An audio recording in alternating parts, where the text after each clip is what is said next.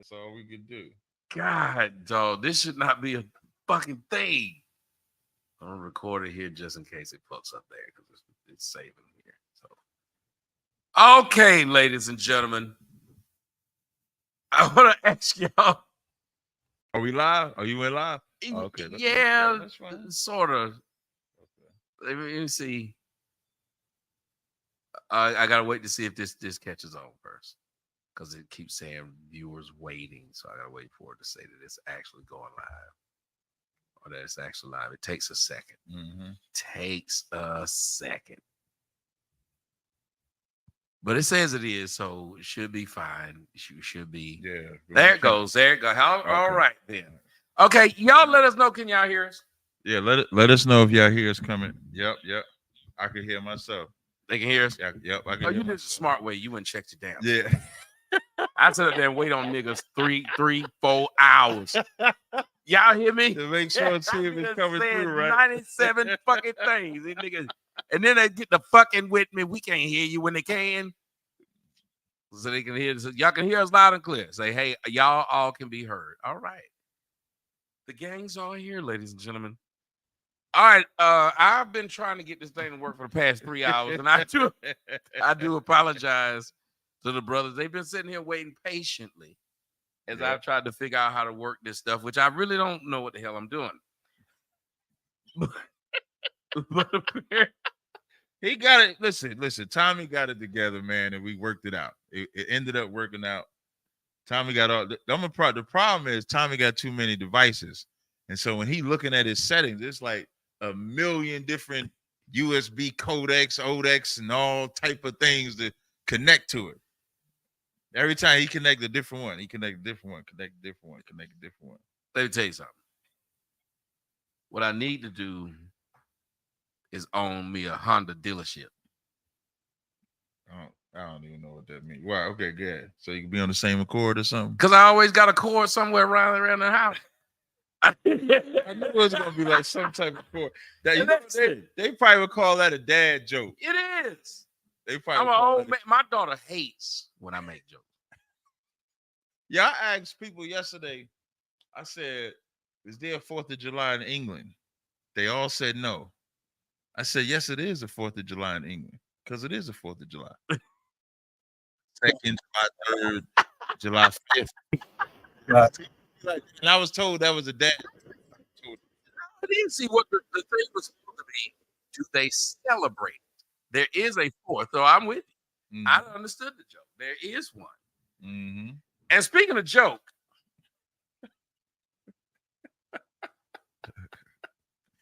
did you watch the BET Awards? Did y'all watch the BET Awards?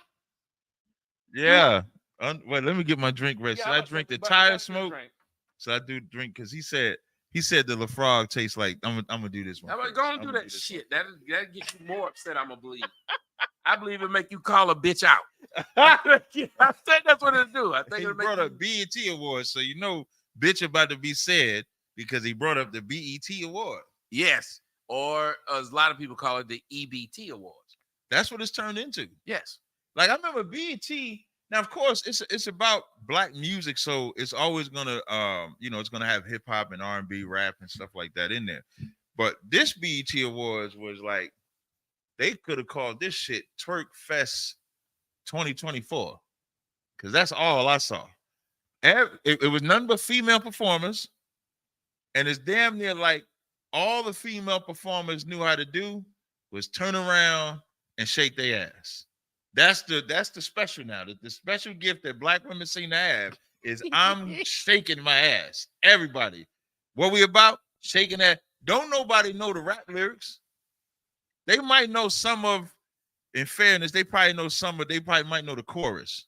But when they rapping, don't nobody know what they rapping at all. Somebody give me the Glorilla rap lyrics or the Sexy Red rap lyrics. You know the chorus.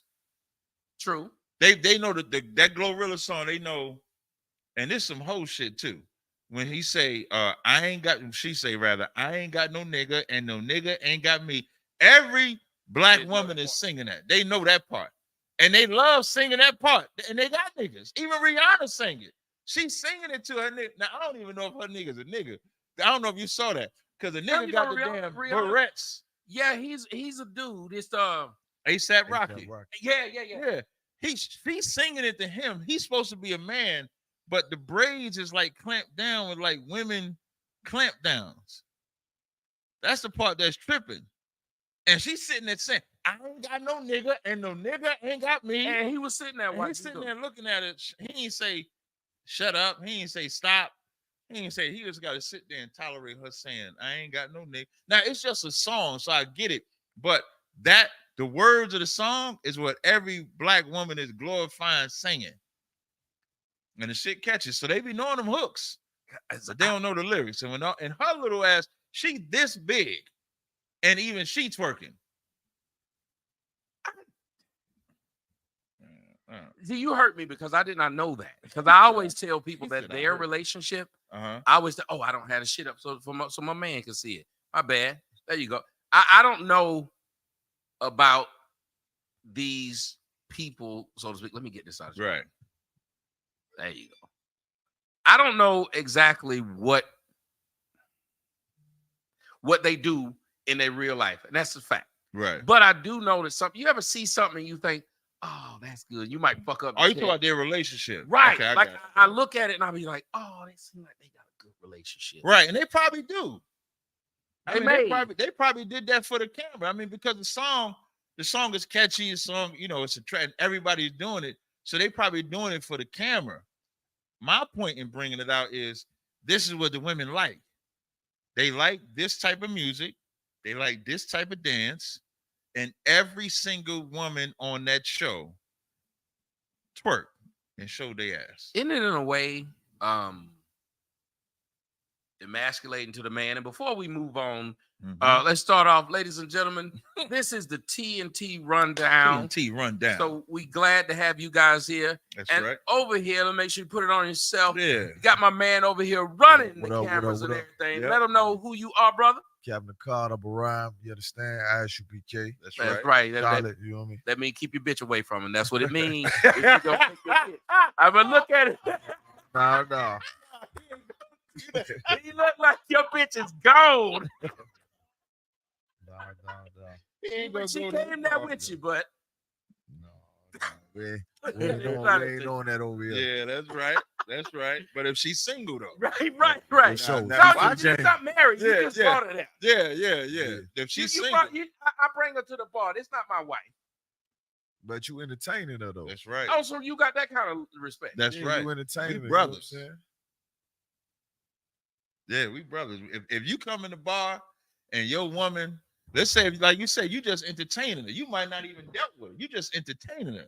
If she came in there with you, she is off limits. That's to us. mob type shit. Yeah, because you a brother. That's how much of a brother we treat brothers. We wouldn't even talk to her. For us, that might as well be. You might as well have laid with her and the whole 9 yards in our mind. Because I'm like that, and I remember I said in one of my songs that I got one of my rap songs where I said that exact lyric to a couple of dudes that I thought was friends, and when I found out they was fucking each other's girl, I was like, I realized I can't fuck with y'all. Seriously, I said to him, and so in the song, right, I just threw their business out there. I said, so you made a rap song about it? Yeah, I said that's what because they was like, well, why you don't fuck with us no more? I was like, so in the song, I said, that's why I don't. Right. When I saw that y'all didn't get, we're all supposed to be friends. And we sitting there laughing one day, and they was like, yeah, I'm fucking so-and-so girl. And I promise you, I thought, I can't trust these niggas with shit. And not only are you doing it, you clowning him, and we all supposed to be knowing it, right, but not telling him. I never saw the flex of boasting about banging on somebody's girl. If you think about it, right, it's borderline homosexual. Say it again. Like it's borderline homosexual. You bragging about sleeping with another man's woman, but what you ain't realizing is she's sleeping with him too. So when she blows his rod, excuse me, let me say it a little better for brothers to understand. When she blow your rod, she just blew his rod. When you kiss her, she just kissed him. When you eat her box, He just ate a box. When you nut in her, he nutted first. So now your rod is going where residual nut is at that is not yours. Just think about that. And see, when women do it, they know they're emasculating you, Mhm. the other men who are doing it. Right. They know what they're doing. Right. The woman who is willing to do that knows she has no respect Exactly. for you. She doesn't. Facts. But the dude, like you said, why is he thinking that's some kind of flex? Because like we're taught in this society, and that's how unbrotherly. Like when we come in, like ISBK, like what Akai said, Beautiful you, like, word, unbrotherly. Yeah, like it's so unbrotherly, and we're trained to hate the brother and not the woman. Like we don't look at her as the schemer. We look at the brother as the schemer. So now two brothers are gonna fight over a woman that's gonna go, whichever one wins and stays with her, she's still gonna go have sex with another man. And you empowered her because you fought over her adultery. Like you fought over her sleeping with another man, teaches her I can keep doing it because they're gonna fight for me. That's one of They're the problems. fighting over me being a whore. That's one of the problems we have as men. We don't view shit the right way. Right. And that's why I think I really enjoy having a conversation with you and this brother here. Come. It's simply because man shit is man shit and it gets taught. Exactly. It's supposed to be something. And we could teach a woman that maybe she shouldn't be a whore. Imagine women having to have conversation with the three of us and we don't allow her to sleep with all three of us. She can only sleep with one. She has to learn to actually be a woman for the first time in her life. Because a woman is taught, I can be a whore. And we teach them, your two partners is teaching her that she can be a whore and it's acceptable. And she got to learn this thing called discernment. Yeah. Because if we say, well, yeah, it's three brothers here, mm-hmm. but you're going to have to decide which of the three you want. Right. And you ain't going to get to fuck all us. That's right.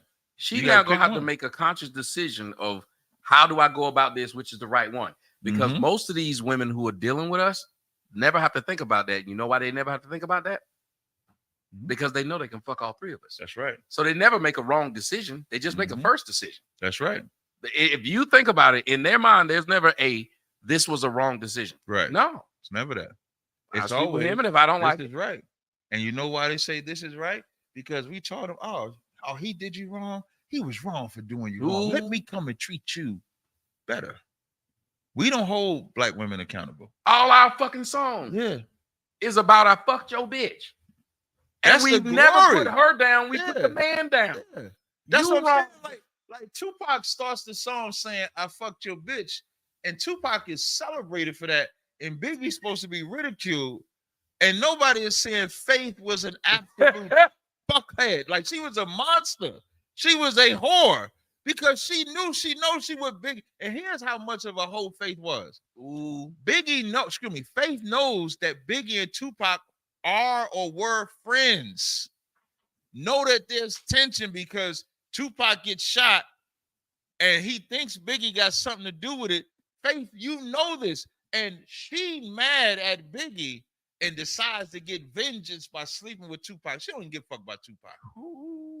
But she do care about hurting Biggie's feelings, making Biggie be ridiculed forever. And that's what Biggie was. And putting them in position to shoot each other. Because we were talking about this before we got on. Like, y'all, if y'all could have been a pound wall, right. We had a whole TNT show before we went live. We had a whole TNT show before we even went live. Right. But that idea of they're saying, and you just have to let this sink in. Right. That woman is saying, I can make this man fight this man. Right. And they feel more womanly the more men they got that are willing to fight over them. That's right. Women don't feel bad that they have ruined your life at all. They don't feel. If I could, Faith Evans just did an interview with Drink Champs or with Nori. I don't know if it's new or I don't know if it's old. She came out and she said, I used to have a lot of sexual intercourse with a lot of men when I was young. That's why, Rod don't do nothing for me now. She said it. You can pull it up. You can pull it up. It's a clip of her saying it. And then Nori Rod don't do nothing she for said it don't do nothing for her. You understand what I'm saying? And so, like you could pull a clip up now and show it, you know what I'm saying, on Drink Champs. I don't know if it's old or whatever the case may be. She said, I used to have. This shit ain't scary. Like, I see the look on you. You don't. You see the look on our face. Yeah. Yeah, right. Like that. We look like some kids you just told Santa Claus ain't real. And then she'll say, you know what she'll say? As she say, Rod don't do nothing, she'll say, I can't find a good man. You know who another? That goddamn Vivica Fox. 90 years old. Talk about she want a real man now. Bitch don't even look real. Hey, stop. There ain't nothing on this bitch. You the same age I am. Right. This look like Madam. She look like a Tyler. She look like Tyler Perry. Damn. Think about it. Let that sizzle in your What's that spirit. damn? If you pull up Tyler Perry, pull up Vivica Fox. I put that shit on my. Let me see if I still got this picture on my Instagram. It's Her and Tyler the Perry same bitch. look the same. I put it on my Instagram. I think I put this on my Instagram when she first was saying she now ready for a relationship. I took a picture of them, or I took a picture from somebody that posted up, put it side by side. They look the same. Now you want to get with man. And that's what black women believe. She just look like, I know you don't know who Madam is, but it was. I thought you would know because you old school like me. Oh no! Now tell me that don't look like Tyler Perry right there. That look like Tyler Perry. Ew. Yeah, that's how she look now. That's Tyler Perry. No, see, she used to be fine. No, listen, she was fine as hell, and that's the problem with black women, man. Black women, y'all don't need plastic surgery, man. Y'all be fine. Like think about all of our famous black women before they had plastic surgery. Lil' Kim was pretty as hell. Right. Vivica Fox was pretty as Right. hell. Who else got plastic surgery? It's been That beauty altered their bitches. face. Serena Williams looked like shit. Serena You Williams. seen it? Yeah. Serena Williams, man. Like She a like motherfucker. She like the female Sammy Sosa. Hey. Getting all bright and But she like what was like, like, okay, for y'all who don't know who Madam is, that look like that's my Vivica Fox, baby. You can't tell me that ain't Vivica Fox, nigga. I know Madam when I see Madam. He said, I know Madam when I see You know, Madam. sit up there. Now, the brother posted up here on there, and my eyes is horrible. It says, my best friend was screwing with a married woman. She divorced her husband and he married her. I told him he was a damn idiot. Come to find out, she was still screwing her ex-husband. oh, say it. Listen, if you accept that behavior, you ain't the special nigga that's gonna stop her from hoeing. Right. You the nigga that just allowed her to. Yeah. I was trying to tell the girl the same thing. I said, if I take you back because you fucked around on me, all I did was prove that it's okay for you to fuck around on me. That's the lesson you teaching. And that's the sad part. And I know we on the subject of the BET Awards, and the BET Awards just like you taught like BET, if you know the history of BET used to have the Teen Summit section. I don't know how old y'all, I don't know me and Tommy up there, but I don't know if the listening audience can remember. They used to be they used to have shows for teens. Right. And the show for teens was about getting them to be not promiscuous in the street, not be drug dealers, not be drug users. It was really about educational. Now, when you fast forward today, them same teens is watching BET. And so for that show on BET, all they showed was women half naked, twerking, showing their tail. And even when they gave Usher this how disrespectful they was. Even when they gave Usher the tribute, it was all women. No men gave it. And they muted his goddamn speech. And he was talking about black fathers. You serious? See, I didn't see them saying it's hard for me to watch it, and I didn't watch, so I skimmed through some of it. Because I was about to say I'm not doing a good. You're doing a better service to the discussion, right, than I am, right? Because I'm saying I'm offended by it, but didn't watch it, so right. I should. It's like when them niggas do a whole conversation about me and say how much they don't like me, but they didn't listen to it to see why they didn't like you. So you're doing a better all the time. Now I saw most of it from watching like Instagram, because like the Shade Room and stuff like that would show the performances. And so as I'm watching it, they're playing Usher's and the media was mad because they were saying they're not bleeping out what the female rappers were saying, but when Usher was talking about black fathers and stuff like that, they bleeped out his shit. Because you know why? They don't want to empower no black men. No. Usher shouldn't be talking about black fathers. We only want to talk about black mothers. And when you said that to me, that the whole show was basically them celebrating women. Yeah. A celebration of women the entire time. And again, we want y'all to understand, we have no problem with a celebration of women. But if you have black excellence is what this award is supposed to be, then there are black males, and there's a shit ton of black males. Mm-hmm. I remember when I came out with, and this was 2012. Okay. I used to hear people always talk about Black Girls Rock. And I said, well, why don't we celebrate black boys? So I came out with Black Boys Rock. Mm-hmm. Do you know what they said that was? Gay. What? Wow. It's gay to say Black Boys Rock, but it wasn't gay to say Black Girls Rock. It's not lesbian for that. Right. It's wrong to appreciate males, which if you look at every great society built on this planet, unless you watching DC and you talking about the Amazons, right, it's been men. It's always men. Every other culture knows to celebrate their men, because I'll ask people to do me this one favor. Look at any skyscraper that's ever been built. Mm-hmm. When they get to the top, you know, I've never seen women walking the beams ever. Yeah, they ain't walking up there. You've never seen it. Even today, in the time where women say they can do stuff that men do, you will not find a woman walking those beams. So women don't even help build the skyscrapers. When they talk about the inequity in pay, they don't talk about the fact that men die at jobs, have a 92% greater chance of dying at a job than women. 92% of people who die at jobs are men. 92. How crazy is that? So we do jobs that they won't do at all. None.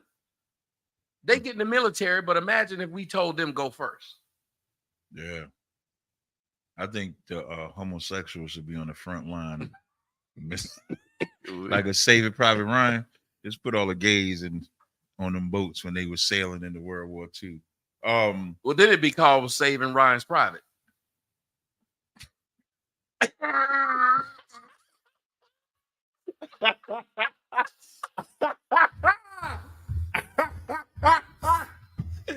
Oh, I'll be here all week, baby. Yeah. I'll be here all week. Yeah, he said.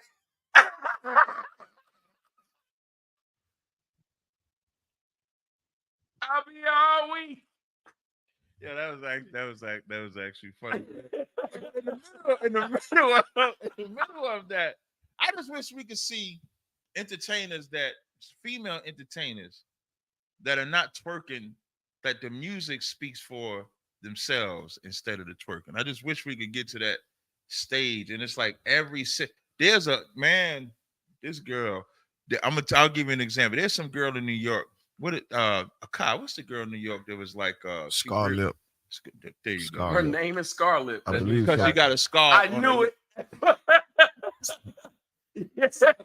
But so now, when Scarlett was coming out, Scarlett was a gangster type of rapper. And I'm not saying she got to be super masculine like that, because she is overly masculine. But I guess that's not working. And so they must have told her she had to be sexy. Uh-oh. But her body ain't built. Well, first of all, her body not built for sexy. And you could tell she's uncomfortable. And so she did a video where she's dressing sexy. She's twerking. She clearly can't even twerk. Like, she can't even dance. And that's not, and for all you sisters, it's not a bad thing if you can't twerk. It's actually a good thing if you can't twerk, because y'all shaking too much ass as it is. But so she's out there. She can't do the twerking. She can't do nothing. And her fans were clearly disappointed, because the fans must have messaged her. So she puts a video out apologizing for it. But clearly it didn't get the memo, because now she's dressing like a whore now. Like, she's dressing provocative. Whereas Why couldn't she just be herself? If she want to be that type of artist, it's like the entertainment world has now created only one lane for black women. And that's shaking your ass, being half naked, talking about being a whore, talking about swallowing rod and all of that. That's the only lane that you got. And black women are gobbling it up when it would be better. Do you know why everybody talks about Lauryn Hill? Lauryn Hill had one album in 1998. That's it. She's had albums after that, but she's kind of fallen off. But the reason why everybody venerates and talks about Lauryn Hill is because she did it at a time when she did not dress like a whore. And even to this day, she is still not dressed like a whore. She has went against the grain. She has went against media. She could be crazy to some people, but she is not dressed like a whore. She has not presented herself that way. So people are looking for the next Lauryn Hill. People are looking for that. Like there's a lane that could exist for that. And I'm not saying that Scarlett she's nowhere near that. She's a gangster rapper, but clearly she letting the influence of twerking be more important than her talent. Now I'm gonna let the horns come out of the top of my head. Come on, let the horns up, man. And I'm gonna play devil's advocate. We did. That's what we This did. is the TNT Devil's Advocate Yeah, we section. need the whole thing. Anytime on the panel want to play devil's advocate, It should be like the horns that come up, everything. But I do want to say, if I was a black woman, I'm going to speak from the black woman's point of view since you brought up Lauryn Hill. Right.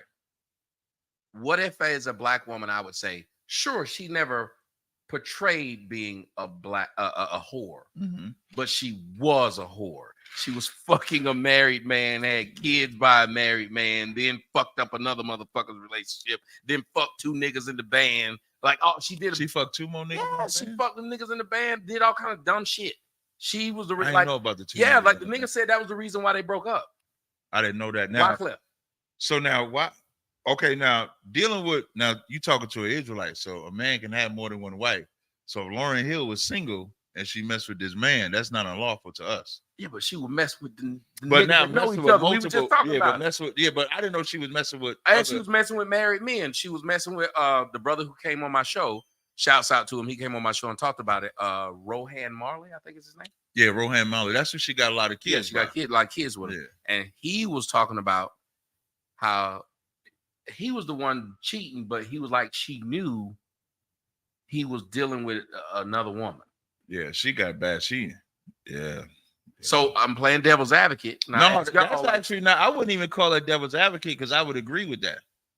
But from an entertainment perspective, so maybe that's what I'm saying. I'm agreeing with outside you. Like, persona, yes, yeah, her outside persona clearly didn't match her inside persona. Yes, and so what a lot of women will ask us is that's why I said devil's advocate. They'll say, "Would you rather someone who acts like a whore outwardly, but maybe she isn't, or someone who doesn't act like a whore outwardly, but maybe she is?" And you know what's interesting? As you say that, my brain started thinking of were there any other people that were like that, where their outside appearance didn't reflect their internal life? Because nobody really looks at her internal life because that wasn't really as publicized. They looked at her outside appearance, right? So when you think about your Luther Vandross, it was always hushed that he was so-called, homosexual, but it was never personified outside. So his reputation was never tarnished. Now, if he lived in this day and age, it might be a little different.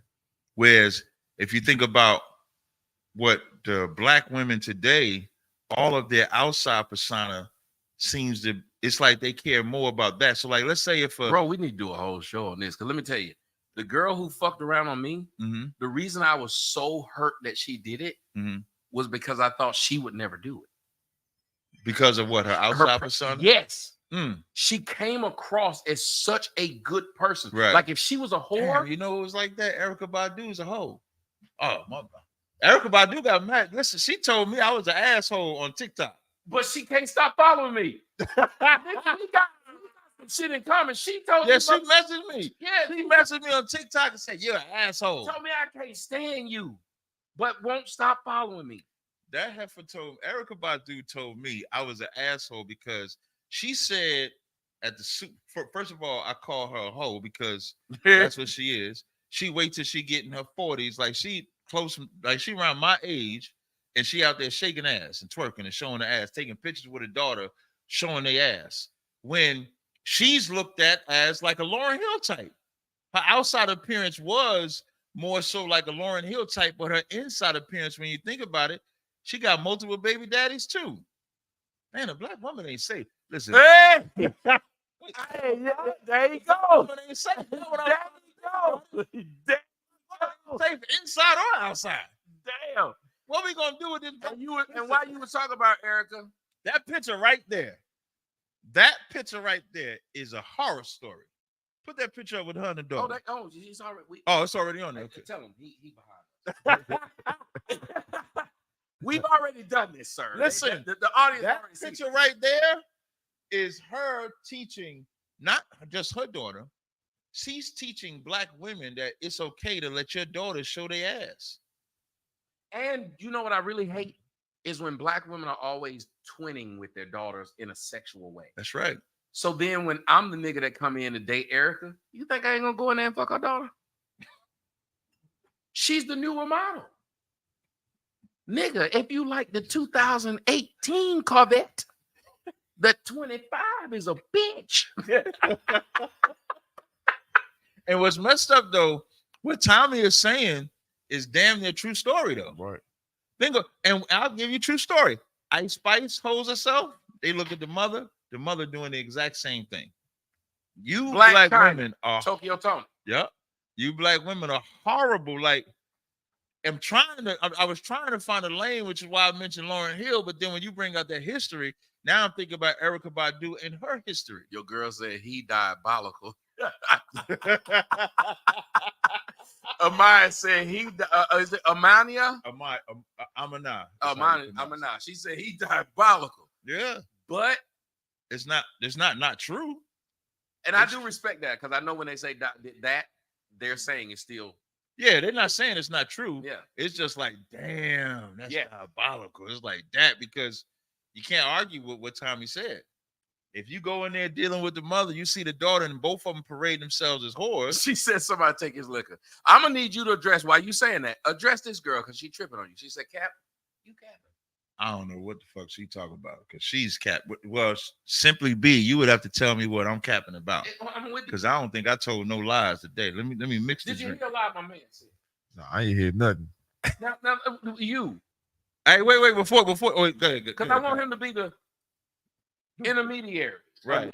He gonna let us know what has he said that you've heard that you agree with, disagree with? Please let him know. I mean, I ain't hear nothing to disagree with really neither one of you. You know what I'm saying? From the perspective that you brought out, as far as, you know, a lot of these singers, you know, they portray themselves a certain way on camera, and then, you know, it just started to seep into their personal lives. I mean, and it kind of makes sense because you that way to the whole world. It ain't behind closed doors. You can even do more damage because you know it's private. Right.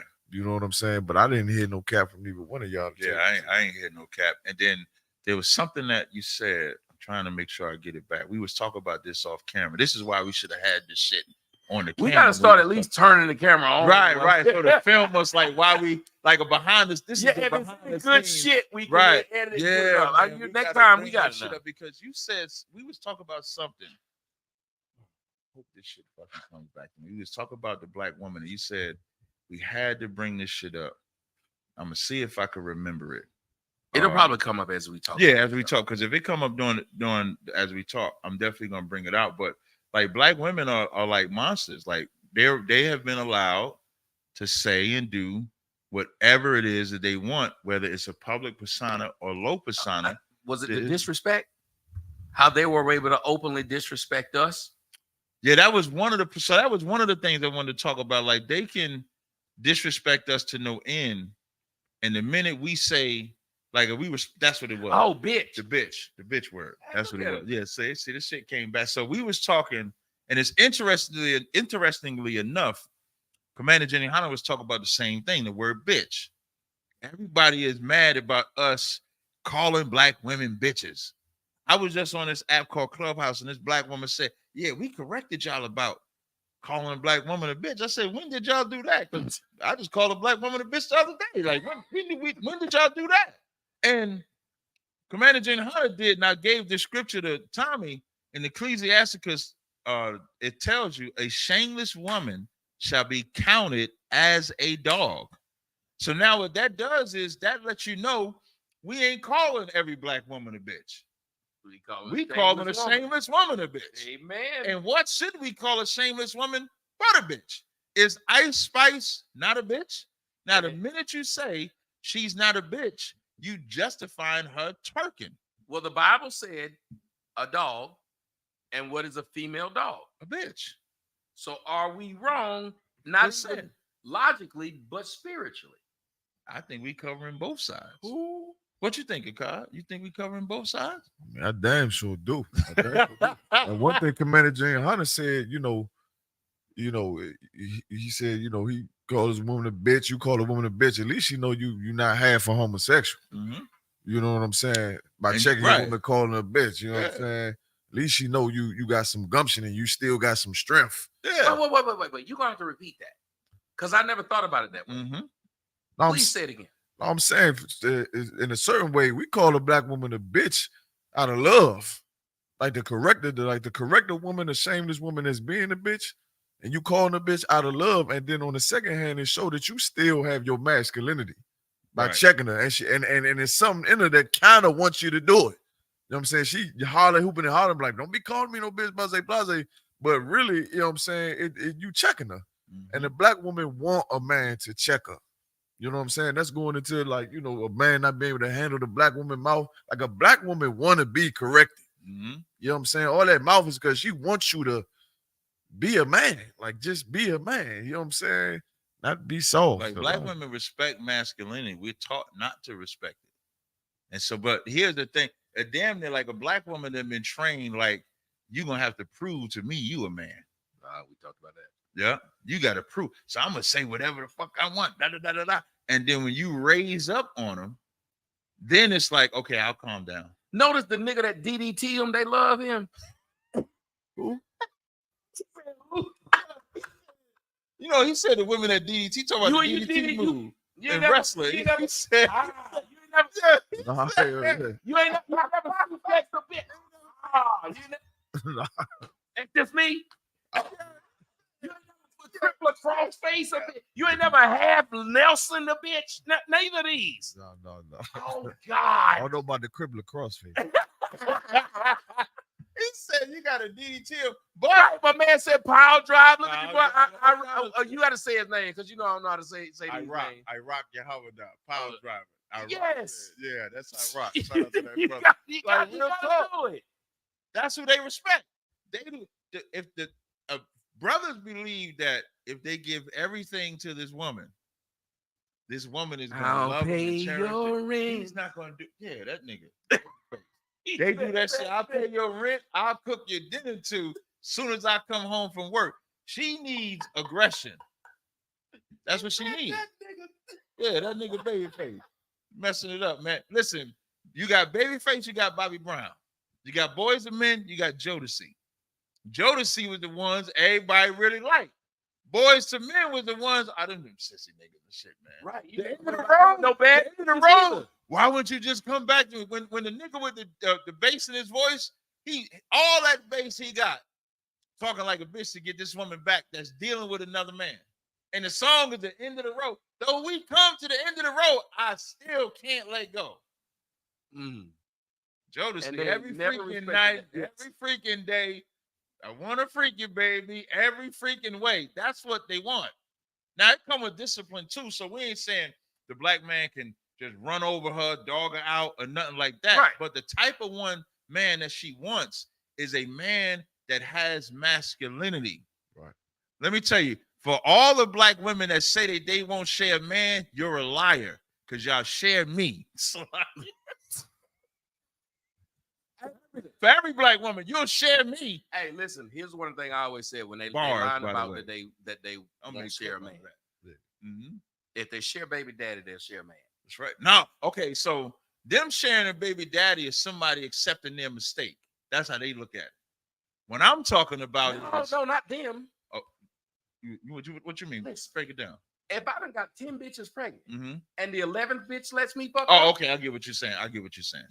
how can you say you won't share a man? You Right. just did. You just did. You know I can't spend a bunch of time with your kid. I got 10 other ones. Mhm. You know I can't even spend a bunch of money on your kid. I gotta pay child support for these other 10. Right. And you willing Real to do talk. it. And women will walk up and say, oh, since that girl fucked him and had a baby with him, I'll do it too. Mhm. You get more pussy if you a baby daddy than if you ain't. That's right. In the black community. Tell me Mhm. I'm lying. Nah, you ain't lying. And like I said, man, I just want to stamp this out again. Every woman will share. I know it because you share me, you share him, you share y'all, and you willingly will do it. What I mean when I'm mad you didn't put me in that, but that's okay. Nah, you wait, but because I didn't want to throw Tommy out there and say like, y'all sharing Tommy too. They and know. Tommy, they know. Oh, and y'all sharing all of us. And so let me tell you something. One of my girls named Sharon.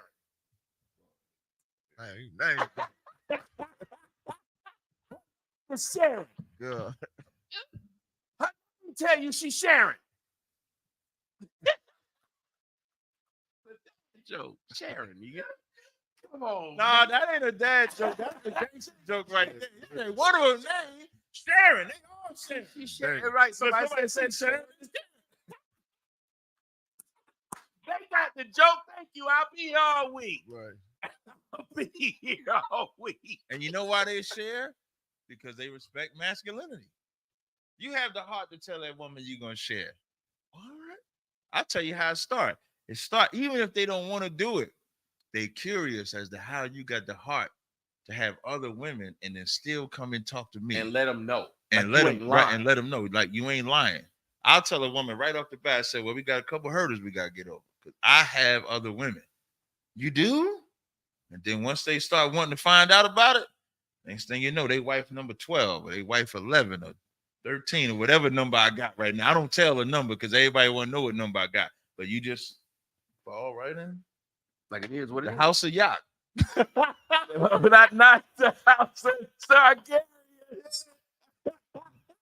Be like, welcome to the house of Tazar Yacht. It'd be just like that. I can't do it, but I'm gonna do it. Listen, the idea that honesty should mean something, shouldn't it?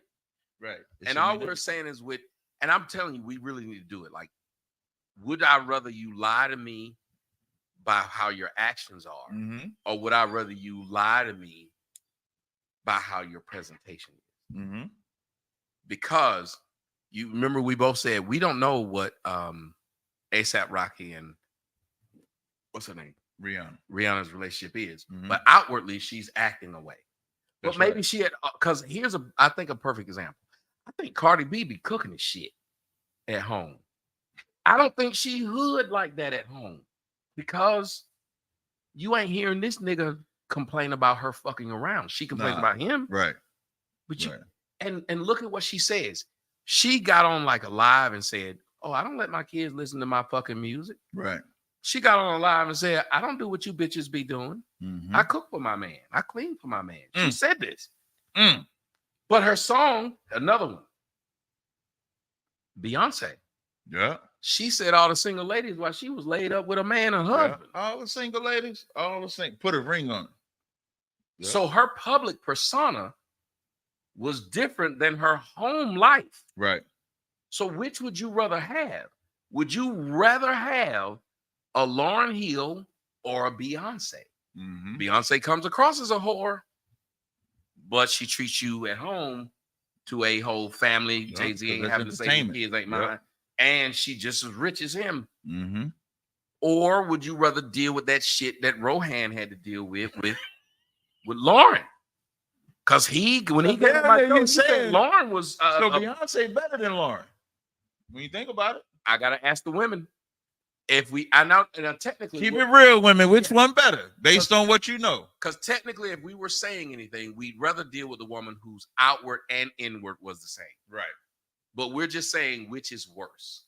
Now we're saying if you can't get outward and inward the same, you're saying one of them is outwardly she's a whore, but inwardly she's a good girl, or outwardly she's a good girl and inwardly she's a whore. Mm-hmm. I think that for a man, because when we love hard.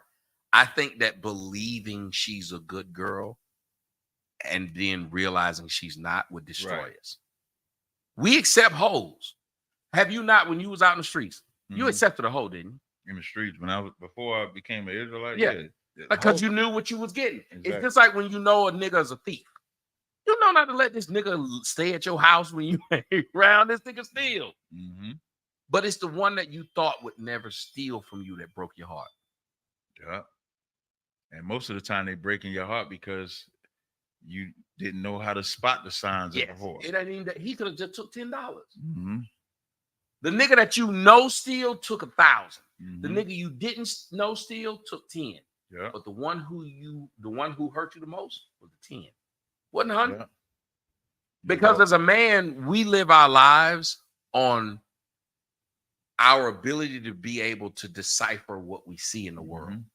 And when we fuck up and can't, am I lying? No, you're not lying. You're telling the absolute truth. And that'd be the one that tear your whole life up. I remember my grandmother used to say something like that. She was talking about like parenting kids. And she would say, when you treat one of them really good, not the rest of the kids really good, she said, that's going to be the one to break your heart. Yeah, because you treated her the best or treated him the best. And they're going to take advantage. Yep. So when they fuck up, it's going to hurt you more. The one that you thought was going to fuck up, when they fuck up, then it hurt you. You knew they was going to fuck up. Mm-hmm. The one you told everybody was going to be a nuclear physicist. Be a street sweeper. Right. That's the one that breaks your heart. You told everybody this motherfucker was going to be something. Yeah. That's exactly what you did. Somebody told me, said Tommy's grandmother was a national treasure. She really was. When y'all hear me talk so great about my grandmother, because like I tell people when they hear the shit that I say about black women, I'm like, you should have heard what my grandmother said about black women. Mm-hmm. She was amazingly disappointed. And I don't understand how we don't get that the majority of people who we claim are our ancestors. Now I ask y'all, do you think they'd be proud of what we are disappointed? That's hell no. And that's the problem. Like black women have been allowed. Like black women is the only species you can't discipline. You can't discipline black women. And listen, I'm gonna tell you. I say this damn near every episode. The reason why you black women are made to feel in charge is because you're not a threat. When Tommy brought out that every nation of men is what's empowered, the black man is the only nation or ethnicity that's not empowered. And they put the black woman in power and make her feel like she's in power because as long as she feels that way, she'll never be this nation of black people will never be a threat. Because the biggest threat that the black man is going to have is his black woman. Outside of the white man, the black woman is the greatest fucking enemy we got because she's always downplaying us. And when we go to correct her, she say we can't correct her. You tell me the one thing that we can correct black women on that they'll accept. That's what you black women. You got some good black women over on your. I will give you that. Uh-huh. But now the difference, they got to be in North, right? Right. That's what I was gonna say. So now the black women like the black women like Amina on there, like the black women that's like that, it's because they've actually taken the correction. But that shit hard. If I may. Good. And the scriptures say this, you know what I'm saying? You don't teach your woman an evil lesson against herself. So I add with Captain Zaryak saying, if I could, like the greatest threat to the black woman in American society is herself. Ooh. It's her. Facts. You understand? Because the freedom that American society gives our women to be able to emasculate her counterpart is the greatest threat to her survival. And she do it willingly and freely. The greatest threat to her survival. That's facts. I don't think she don't want to accept that. Oh, that's what. Yeah, she does not want to accept that she can be wrong. When a black woman accept that she can be wrong about something, let me tell you, black men will accept that because we're more logical. She's so in her feelings, she'll never accept that she's wrong about nothing. She's always right. Got a 50 ball over there. Oh, shout out to Eric Brewer, man. We appreciate that, brother. We appreciate that super chat. Make sure you donating to Tommy's Cash App, my Cash App, the super chat. Make sure y'all doing that. But the black woman has been allowed to run loose, and you don't even realize you're the most imitated species when someone wants to act wicked. Ooh. When the homosexual wants to act evil and sassy, they act like the black woman. You ain't got to believe me. Just go look up any race that is a homosexual. And when they want to sass and talk and all of that, the woman that they emulate is you. Now, what that would have to mean when you don't like that look, what that has to mean is that you created that reputation for yourself. Mm-hmm. You created that type of talk, that type of sass, that type of mannerism, that type of attitude. So when the homosexual acts like you, when black men tell you about your attitude, you created that reputation. We can't create that reputation for you. How can we create the way that you talk if that's the way you talk? And when we go and correct a black woman and say a woman should be silent, they don't want to be silent. They think they should talk. You've been talking for, let's say, the past 20 years. Look at the BET Awards. That's you talking. That's you talking. So all you black women that get mad when we say, bitch, shut your mouth. When we say, bitch, sit down. Bitch, put some clothes on. If we said, nigga, shut your mouth, the black woman say, yeah, you black men need to shut your mouth. If we say, niggas, y'all acting like gremlins, black women say, yeah, y'all acting like gremlins. Yep. If I say, I don't want to see this bitch Ice Spice ass, even conservative black, are you going too far with the word bitch? You know why ISUBK say bitch so much? Because it gets under the black woman's skin. Because the black woman was taught that that's the black community is taught that that's the one word you can't say to a black woman. So we're gonna take that word and we're gonna make you accept it. You either accept that or stop. We'll stop calling you a bitch when you stop acting like a bitch. Period. Amen. And, Now, speaking of that, I just want to point something out to you. I didn't get a chance to. I thought I had the picture of it, but I don't know if, and I know we're supposed to be going into something else. No, man. But I gotta let you see this, and I gotta let all y'all see this. You can put it in the middle. I'm gonna put it back there on the thing. I want you to take a look at this, and I want both of y'all to take a look at this picture here. This is a black coach for the Atlanta Dream, is the team here in Atlanta. And as you see from her shirt, it says right there, black women are perfect. Now, this is a black coach of a team that features white players, that has white owners. I want to get y'all's opinion on just this woman's shirt. Just the fact that you can see them walk around with stupid shit like this on. She's at a press conference after the game here in Atlanta. A press conference after the game. She wore a shirt as a professional that said, black women are perfect. I hate calling black women queens because they're black. I think a queen should be either a behavior or what the queen you own. keep their clothes on. A queen don't twerk. We I don't believe no black woman is a queen. Me personally, there ain't a black queen that exists. You could be a princess, but you gonna say something, Cod? I mean, like, yeah, because listen, I see his hair more. Yeah, he want to say something. no, I'm trying to see where it's going. No, it wasn't like that now. You know what I'm saying? We don't call a black woman a queen. I don't call a black woman a queen and stuff like that. And a black woman definitely not perfect, but she better than the white folk at that press conference with all her problems. You know what I'm saying? Why you say that? I'd take her over a white woman any day. Nah, I would too.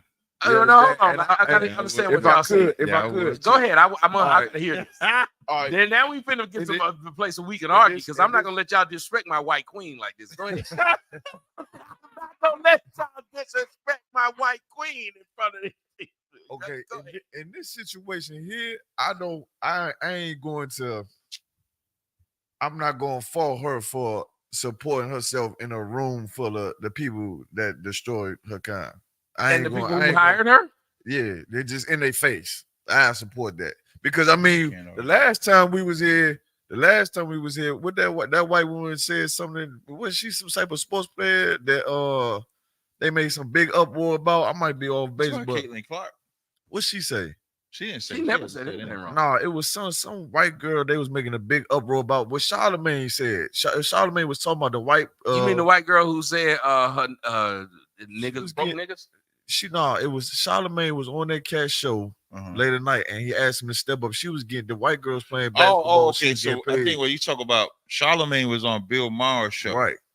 And Bill Maher, now I gotta try to get it. Bill Maher, Charlamagne didn't want to say that it was racist, but I forget. What's going on with Caitlin Clark? Caitlin Clark, and saying that she's getting all this special treatment. And then when Bill Maher was like, is she getting this special treatment because she's white? Charlamagne didn't want to acknowledge that she was getting it because she was white. Right. No, he wasn't even saying special treatment. He was saying that she was being mistreated. Bill Maher was saying they're going at her wrong. Because Bill Maher showed how her own player, Aaliyah Boston, after she was knocked down, Aaliyah Boston laughed. And you ain't never seen no shit like that from teammates. Let's see if I can pull it up. But if you think about it, if we play for the Boston Celtics, if you knock my player down, I'm going to go fight you or bump up against you or going to be a scrum, but I'm not going to sit there and giggle. They knocked this white girl down and her own teammates sat there and laughed. Damn, I forget what. So he brought up Bill Maher, because I'm a big Bill Maher fan. Bill Maher was running down like all of the things that Caitlin was getting. Yeah, how bad they were treating her. No, not this section of it. Because, like, of course, they talked about it for a minute. I'm just trying to remember because me and Akai had actually played it. Right. And I'm trying to remember. It was a part where Bill Maher, Charlamagne was trying to say it wasn't racist. They was naming all of the shit. And it was because she was white. And Charlamagne wouldn't own up to it. But I can't remember what part of the conversation that was. Let me see. Is this it? That might be it. So that's 3 years ago. No, not 3 years ago. This should have been 2 weeks ago. 2 weeks ago. That might be it. But now that's 18 minutes. I don't know where it would have been. I'm gonna see if I could find it. And he wasn't on the panel. He was. It was. He got lipstick on right there. Yeah, Charlamagne on Caitlin Clark. There you go. Wait. Yeah. Let me see if that's it. Play that. Okay. So we're gonna let y'all see this. We'll put it right on the back there on the TV. I think this is it though.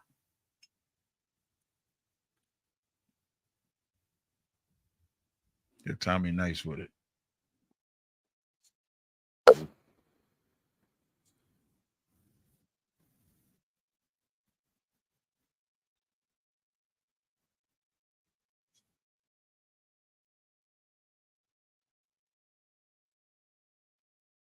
Like a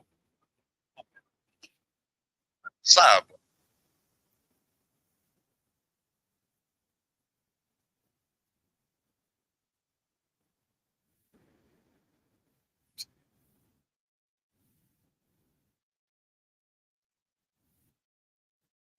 Yeah, he said no. What else would it be that he contributed to? Right.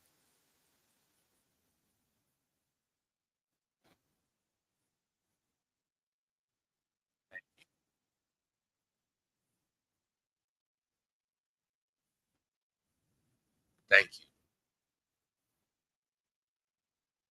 Oh, yo, y'all don't think he look like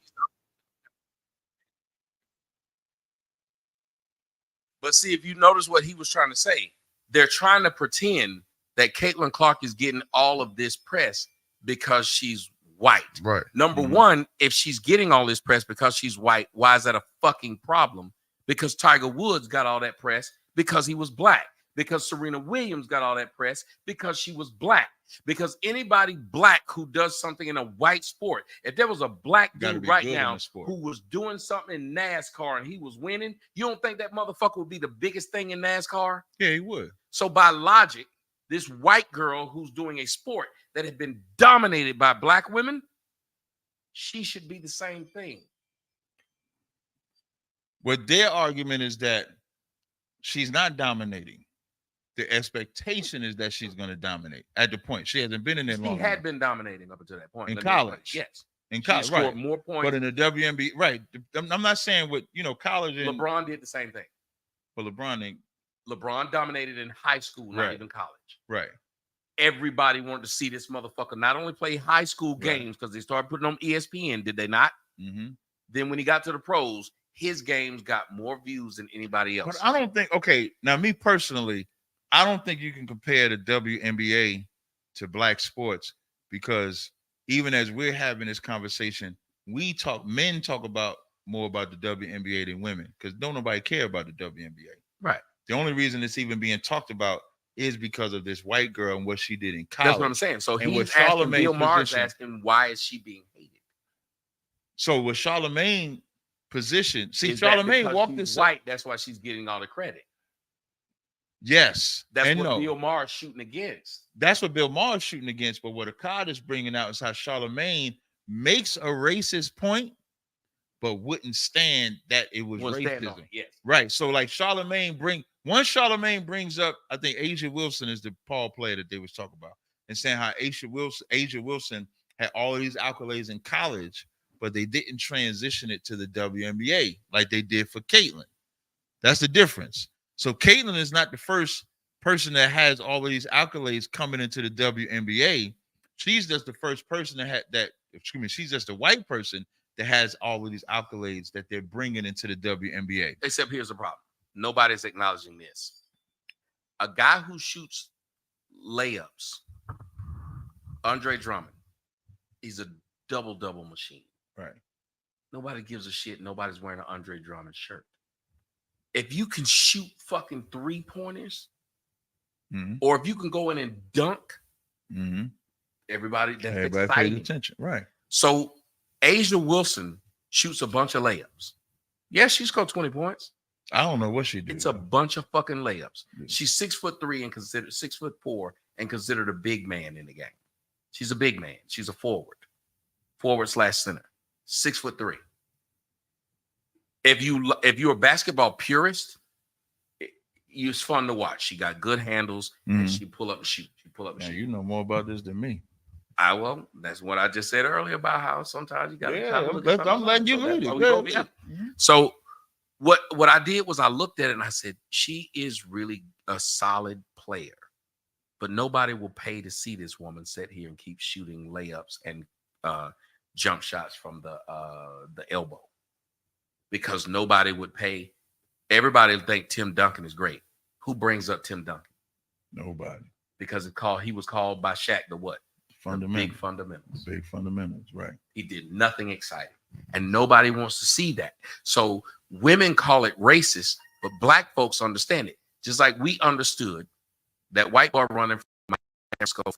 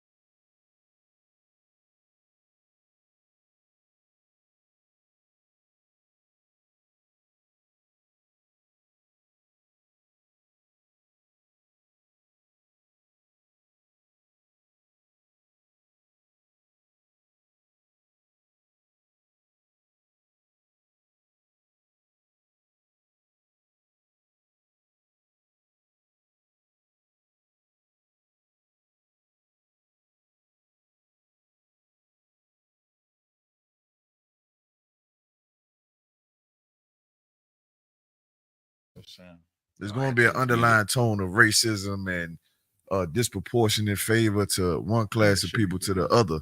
So the black woman wearing that shirt, now the black woman got a ton of problems. We just went over, a dozen of them. You understand? Right. But I still ain't going. I really ain't going to care that she say wear a black woman is perfect shirt in an arena where the society above us is become rich off of black people bouncing the ball.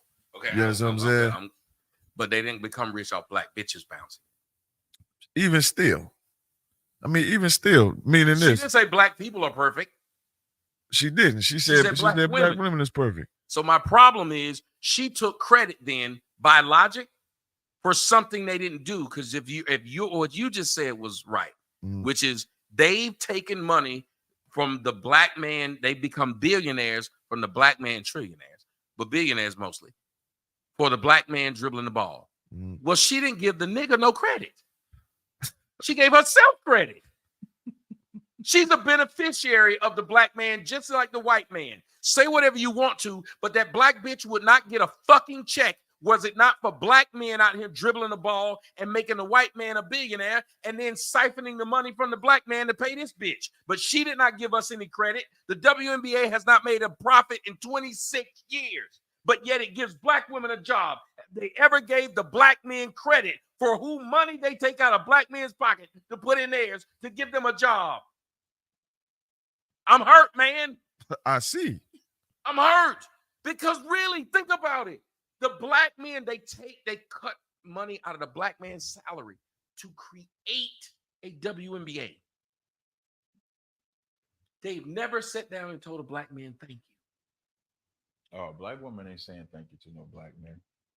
So they muted. They've never said They muted thank you. Usher's speech.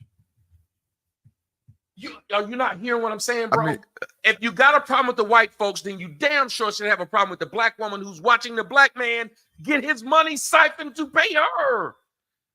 No, but I am going to partially agree with Akai with wearing that shirt among white people. Go on. I think I'm going to agree with him. I'm going to tell you why I think it's wrong, man. Okay. My daughter lives in my house. Uh-huh. If she comes down wearing a shirt that say, fuck my daddy, and then I kick her out, am I wrong? Mm-mm. So when you wear this shirt that say black women are perfect, and y'all saying y'all cheering for them doing it in white folks' I wouldn't face, say cheering. you just said I partially he's agree. saying you're cheering, right? I don't I think wanna I make said sure. cheer. What do you say? I think I said I'm not going to. I said I ain't going to,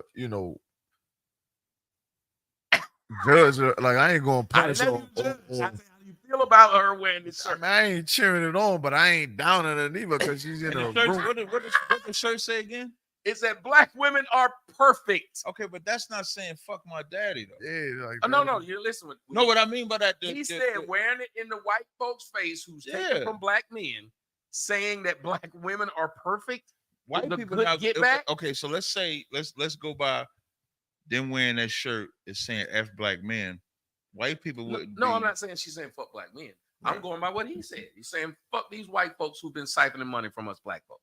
Yeah, I'm down. I don't have. But yet you're saying black women are perfect. You didn't say black folks But are I have perfect. now when we start going into the logic behind what she's, I'm going to think always that go by the means, logic. Then I'm going to have an issue because if a black woman is in her mind perfect, that means you can't correct her. Let me tell you what. That's my point. We can't be where you said you were. I'm just speaking logic. We can't be where you were just talking earlier that we need to be, and you too, Right. that we need to be able to tell them and be able to be men over them. Mm-hmm. We can't if they're wearing a fucking shirt and the white man's allowing them to. Y'all just said we are supposed to be the ones that's trying to stop them from doing that because they don't understand that we're trying to protect them. Well, when the white man sits up there and lets her wear that shirt in front of them that's saying, I'm perfect, what can you say to this bitch now? Can't say shit to her. Nothing. Now that's It is the reason why the white man has allowed this bitch to do this. Y'all don't get it. If you let this woman do it, the white man doesn't have a problem with her doing it because it's putting her over you. Yeah, I can get brushed back on that. Like if she wore it around us and I'm looking at this black woman and then let's say if she talking like an absolute monster, which most of them do, I would be appalled. Oh, man, what do you think they would have done if she'd have wore a shirt that said the black man is king? That's what she should have. Well, But she wouldn't. That's my point. Got a point there. I can't argue with that one. She would not sit up there and big you up, who is paying for her to do that minuscule job, menial job that no one wants to watch, and then gets mad that white people actually come to watch this white bitch.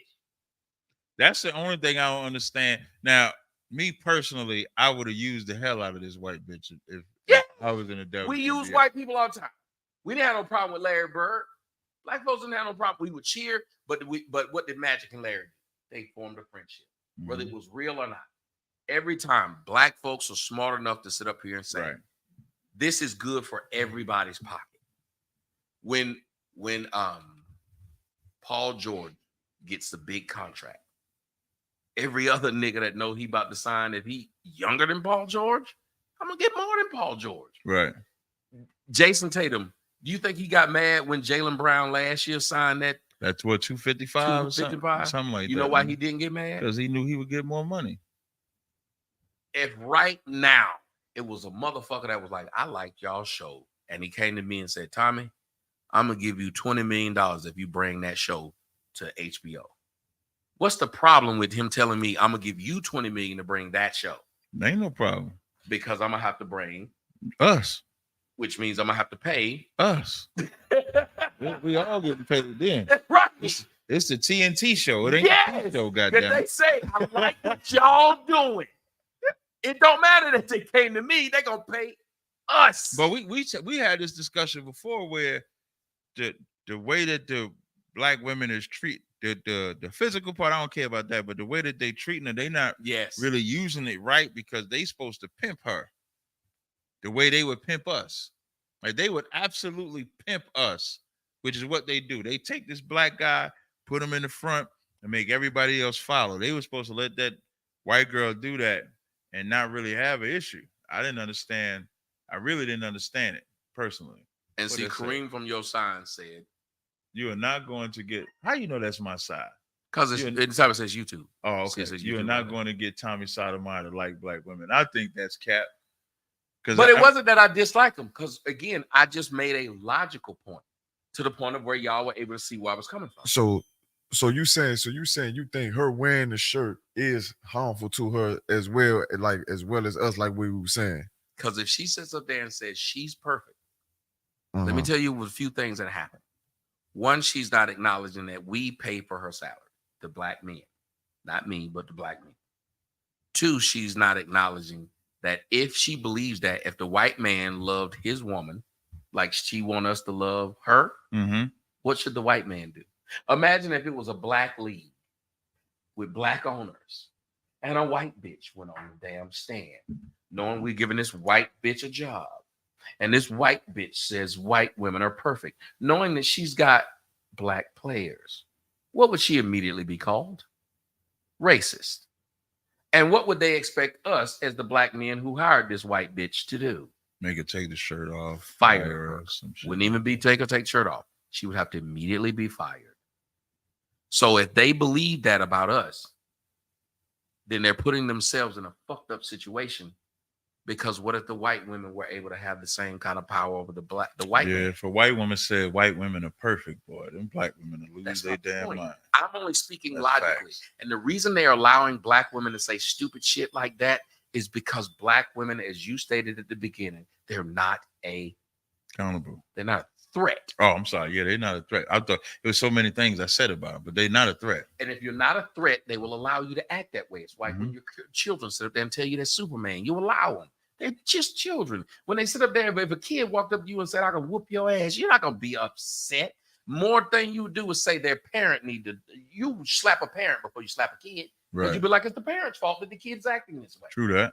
The white man knows every time black women say something out of line, guess who he look at? You. I agree with that. I can agree with that.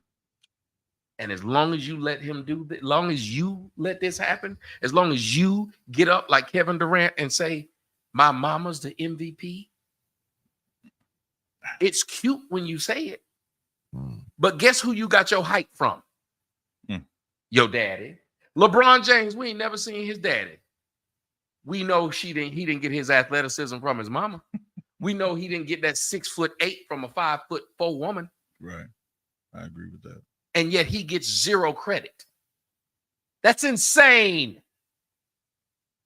If you ain't never met your mama, but you know you a pretty nigga looking just like your mama, she did something. Right.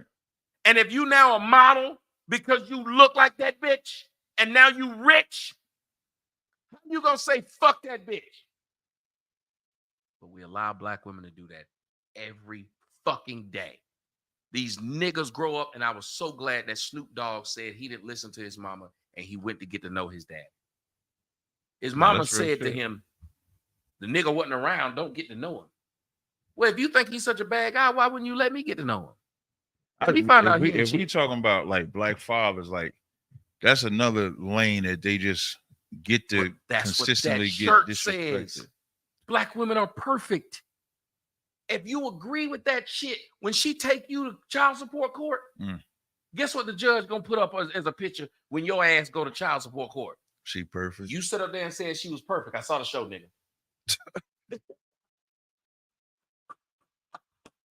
I saw the show, nigga. When you sit up there and say she keeping you from your kids, he gonna play the clip. Do you understand what I'm saying? Sometimes you gotta watch what you say because that shit come back.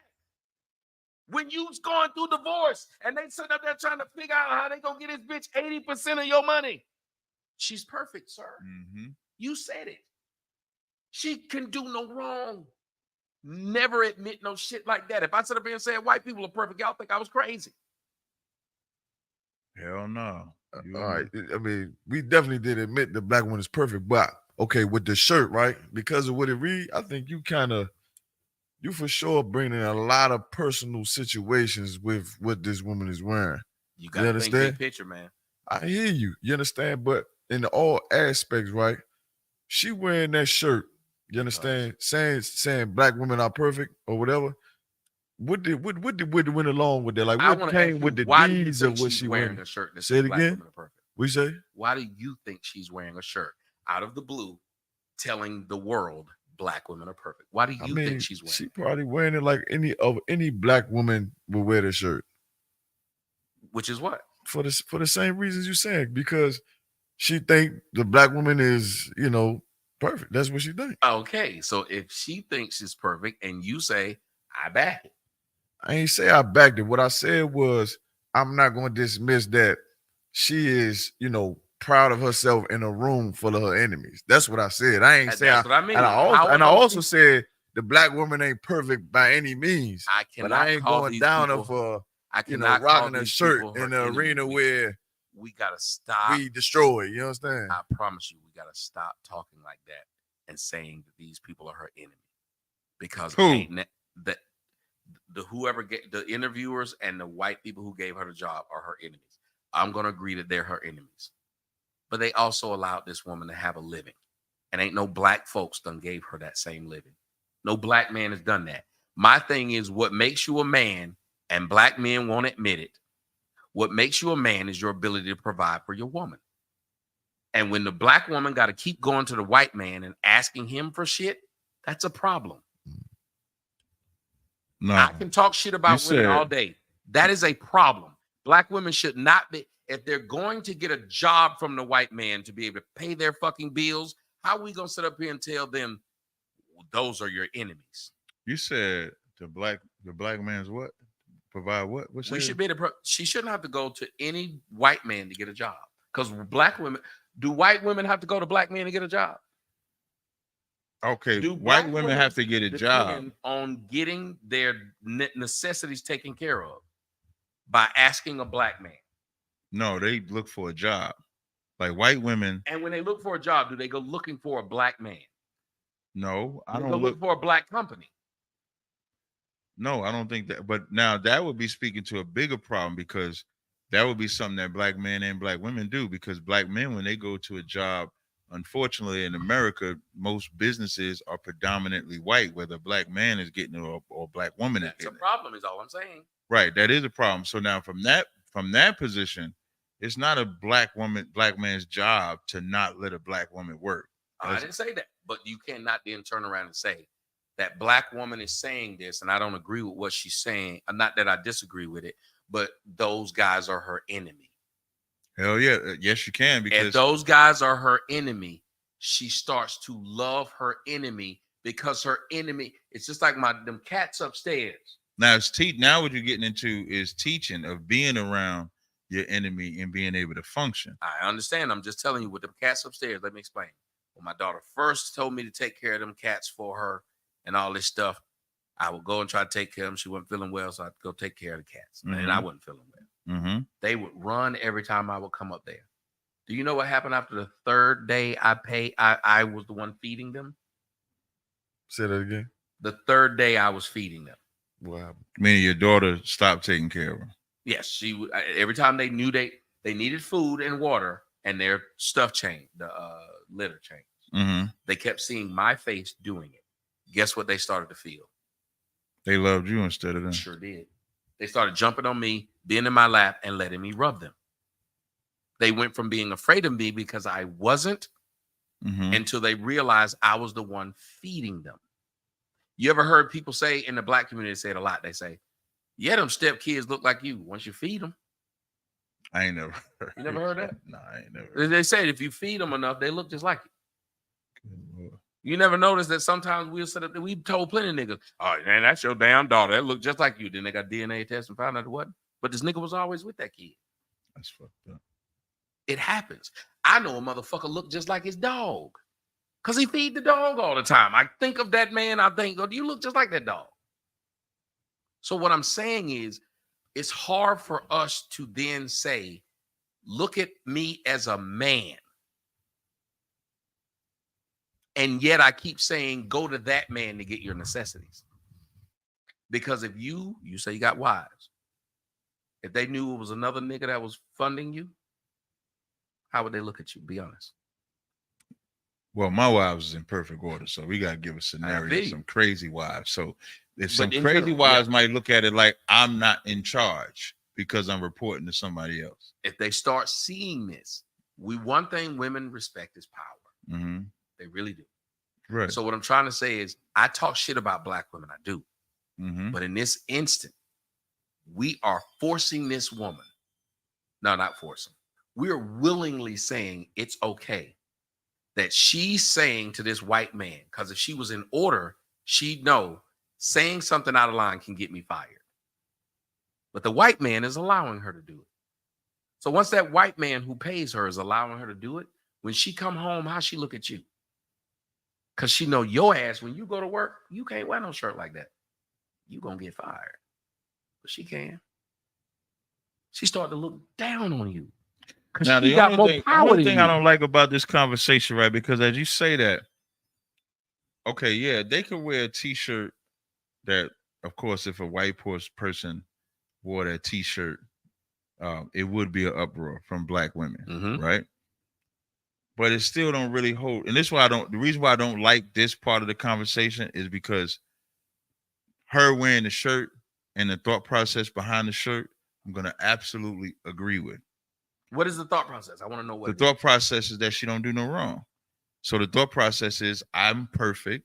I don't need no correction because I already do everything right. I'm perfect. So you agree with that? That's the thought. I don't agree with that. Okay. That's why I said I don't like this part of the conversation because in the sum total or the bigger picture things, that t-shirt doesn't hold a candle as to what Black women and Black men go through on a daily basis by white people. Right.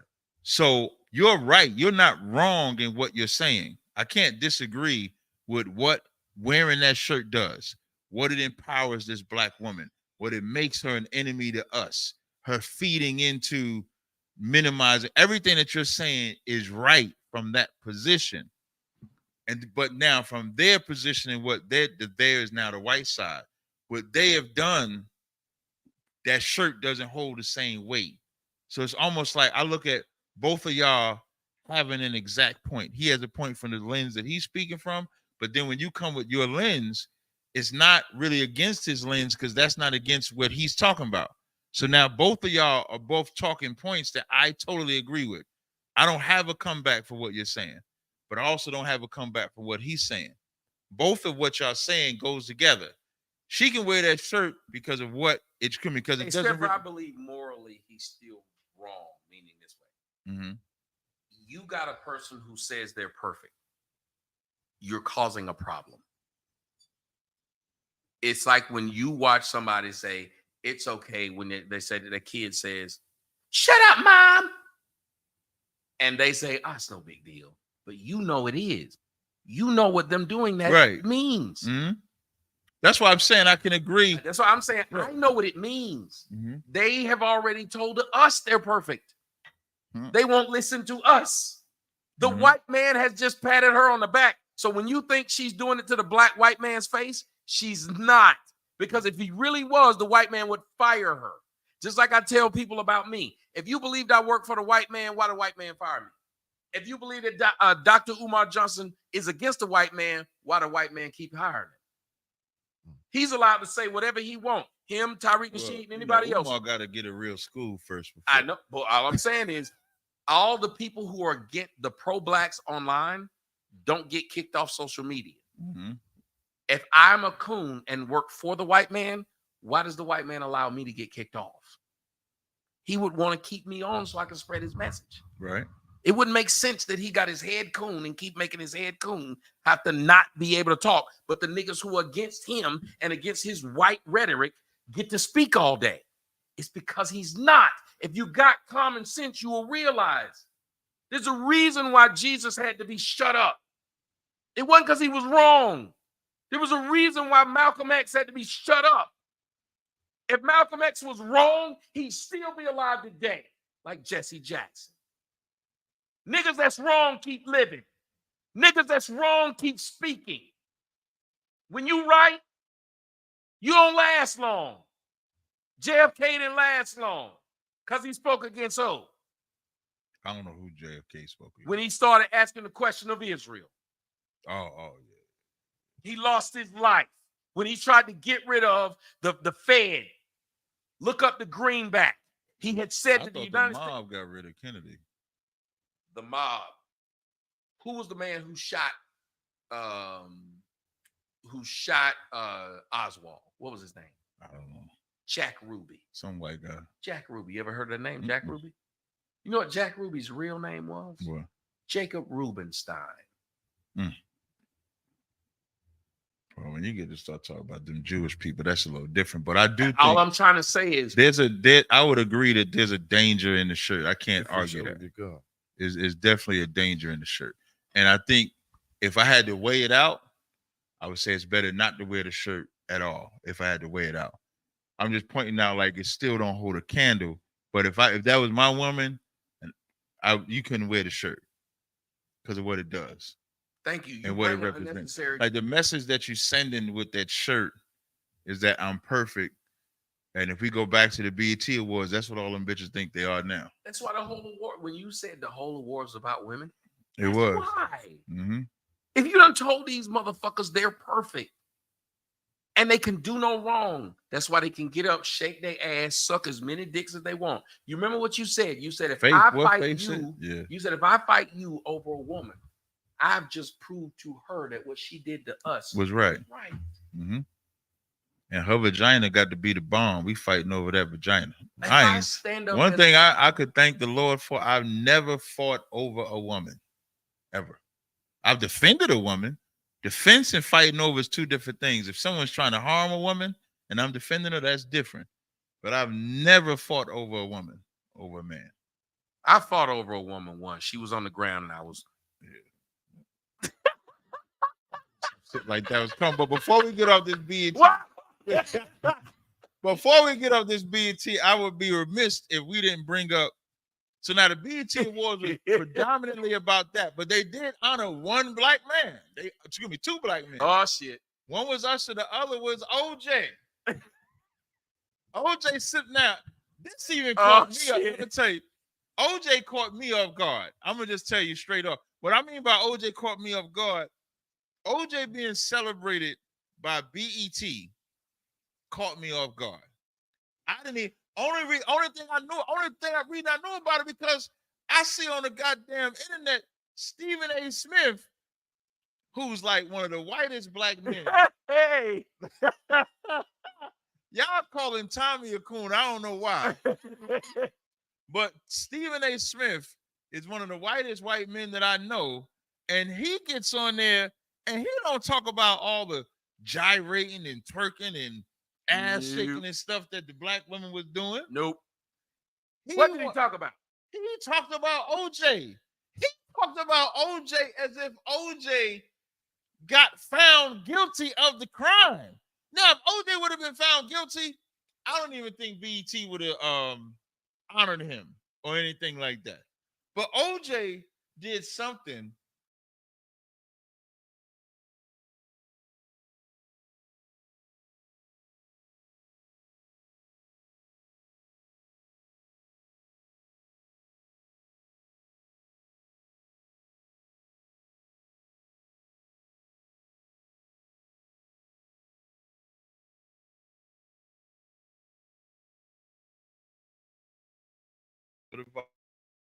Okay, so we learned. Listen, we learned when it freezes a little bit. We wait till the sound come back. We learned. We got that. We got y'all covered. So now I'm gonna recap it again. There you go. The Capital whitest- recap. Yeah. So Stephen A, who's that's a blackface, like Stephen A blackface. Stephen A, he loved defending white people. And he didn't, what I was saying was he didn't say nothing about them women twerking, shaking their ass, or none of that. But OJ gets an award for it's posthumous because he's dead now. So he's dead, but he was a great athlete.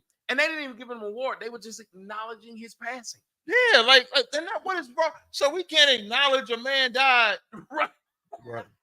That's all it is. Just They acknowledge didn't give him no award. They didn't say he was a great man. They literally said it's a section of the show, for those who don't know, in memorandum. That's all it is. And what they do is show people who are celebrities of some sort that died that year. That's it. And I didn't see the big deal. Stephen A. Smith gets on there and talk about, you know what he got away with? Got away with what? He was, and then here's the heavy part about, listen, I'm going to straight up say OJ flat out didn't do it. And I'm going to tell you why I say OJ flat out didn't do it. Because he unalived a white woman, went into the white justice system, and by a jury of white people in their justice system, I ain't saying they all jurors was white, was found not guilty. He was found not guilty. And this is in California, right? That he was found not guilty, right? In the same California that saw a videotape of cops beating Rodney King and found them not guilty. So they know how to get somebody off or on of the crime. So clearly they didn't want to find OJ Simpson guilty. So why is Stephen A wanting OJ to live with that? He can't even get a celebration of any kind. Well, you know that's why most porns is shot in California, right? You know why that is, right? I don't know why. Because they know how to get you off. That's why I put my head down. That's why. Listen, when he said, listen, I done learned Tommy mannerisms enough. I know exactly when Tommy about to pull some funky ass joke out. Her face. She just say it, nigga. Just come. Oh God, just say it. And OJ was a great athlete. One of the greatest running backs to ever play in the NFL. He broke 2,000 yards Yes, when sir. they was playing 12 games a season, not when they was playing 16 games. Say it. When Or they was playing 17 12 or 17 like they playing now. 12 games. That means for him to do 2,000 yards, he had to average 200 yards a game. No, 12 games a season. No, more than 200 yards a game. Like something like, because that's 1,000. It's a little under 200 yards a game. He had to average, and he did it.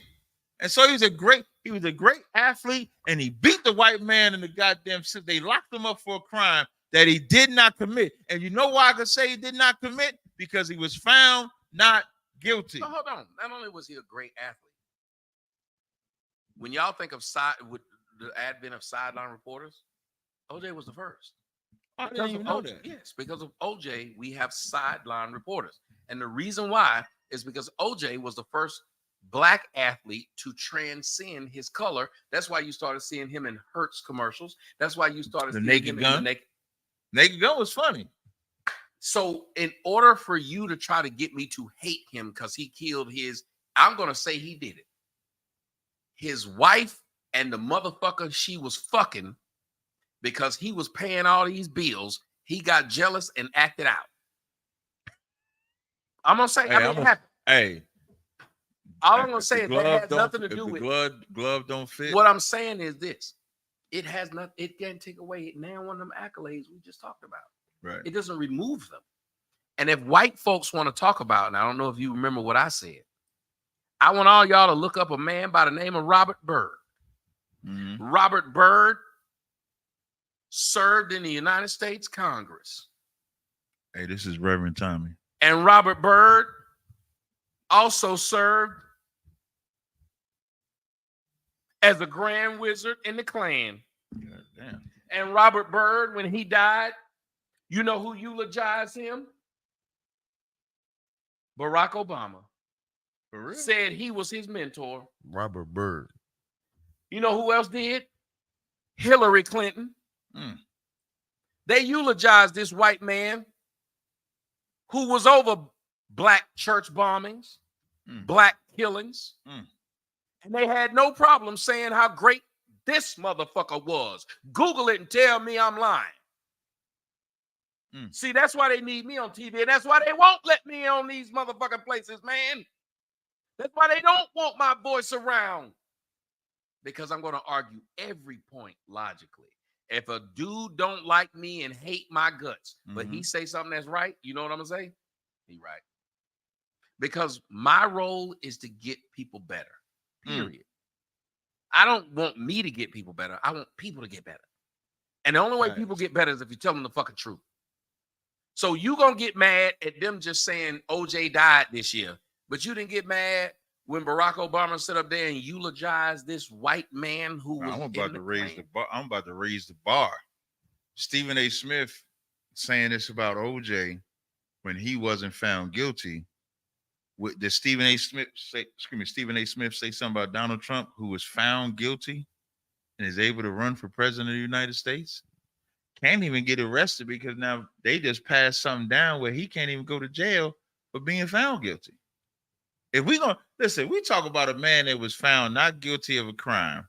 You can't say OJ. If you say OJ is not black, then John ain't. What's John Amos? What's John? John Amos is from Good Times. Good, So. yeah, John Amos. Oh, that's what you mean. Okay, go ahead. That's exactly what I mean. John Amos had a white wife too. And you remember what I said to you? I said that's what bothered me. Because Stephen A. Smith had the nerve to say he wasn't for our people. Hold on a minute. So you didn't care that he possibly killed people. Right. You just cared that he wasn't for our people. And what does for our people mean? Because Stephen A. Smith, people don't believe you are. When if they believe Stephen A. Smith was for black people? So if that's the standard we're holding, yeah. Don't nobody believe that Stephen A. is for black people, except nobody. Stephen A. He the only y'all in the chat. We got, but while we talk about the chat, shout out to the super chat. Shout out to George Tate, Eric Brewer, Conversation, TCT. I appreciate the super chat donation. Make sure you donate in the Tommy and my super chat and Cash App. Make sure you're doing that. We appreciate it greatly. And since we talk about the chat, maybe I could be wrong, but y'all let me know in the chat. When has Stephen A. be considered pro-black anything? Right. Because I don't know. I don't know him of being pro-black. He looks black. Go ahead and shout your people out and read it while we waiting on the answer. Yeah, I actually got him here.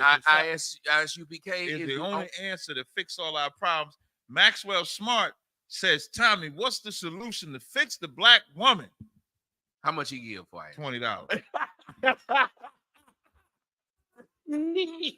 Tommy gonna say first you gotta take that damn shirt off. Damn right. You gotta start out by taking the shirt off. Second off, you gotta take it off in front of me. Right. No, but wait, let me read this one. Yeah. TCT said, thanks, Cap, for bringing Tommy on. You guys have amazing chemistry. We do. I've been rocking with Tommy since 2010. Y'all set a great example of how contrasting perspectives can maturely collaborate. Beasties. I'm thinking he means Beasties back. Beasties back. Beasties back. Hit the Cash App. Shout out to TCT. We appreciate that as well. And I think I think what happened earlier was the greatest example of it. Y'all two did not agree. Right. And I did not agree vehemently. Right. With that shirt. Right. But none of us took our shirt off. Right? I got a dad. I threw a dad joke up in there. None of us took our shirt. We didn't throw down the gauntlet. You didn't pick up the hatchet. Right. None of this happened. Because and each one of us was able to say why we felt how we felt. Right. and get your point across. Right. And morally, so like y'all still on the morally. Oh, no, I'll take it down. Go ahead. No, you good to go. No, Morally, I'll move it short. Do it again. Let me hear you. so like, but morally, yeah, morally, the shirt is what they did on the BET Awards. I was just speaking from an aspect where you understand being destroyed in this place so much and constantly being attacked. You know, it's hard. You know, showing any sign of resilience that you black anything is, you know what I'm saying, could be diminished. So as a black man, I wouldn't, you know what I'm saying, just step on it. You know what I'm saying, raise up, of course. Because in the beginning, we said that the black woman definitely far from perfect. You understand what I'm saying? But in a world where being proud of who you are, especially for our people, is being attacked on a daily basis. You understand what I'm saying? Showing some signs of self-resilience, you know, is you know, I would be cautious of it. That's all I was saying. I'm proud of who I am. I'm perfect. It's two different things. I will always say that. When you allow one to happen of this individual to say they're perfect, and you say, good, you got them. Well, they're going to get you too. Mm-hmm. That's true. That's all I'm saying. And if you watch, it has happened throughout history. There's an old saying that used to say, when they came for the Catholics, I didn't say anything because I wasn't Catholic. Right. When they came for the, then they named all these different things. Mm-hmm. And they said, finally, when they came for me, there was nobody left to stand up for me. Because they took everybody else. Because I thought it's okay for them to do it to them because I'm not them. So when you say to black women, it's okay for you to say this in front of these white folks because I ain't white. Right. Who they going to say it in front of next? The exact same thing. You agreed. Oh, you're right. And that's all I'm scared of doing that. And children do that. That's why when you're a parent, like a mom and a dad, one of the biggest things you have to do is say, we got to stick together. Because if we don't, they're going to start using us against each other. And kids are really good at playing that whole, oh, you won't let me get no ice cream tonight? Let me go ask mama. Now you and mama arguing. Mm-hmm. That's what black women are doing.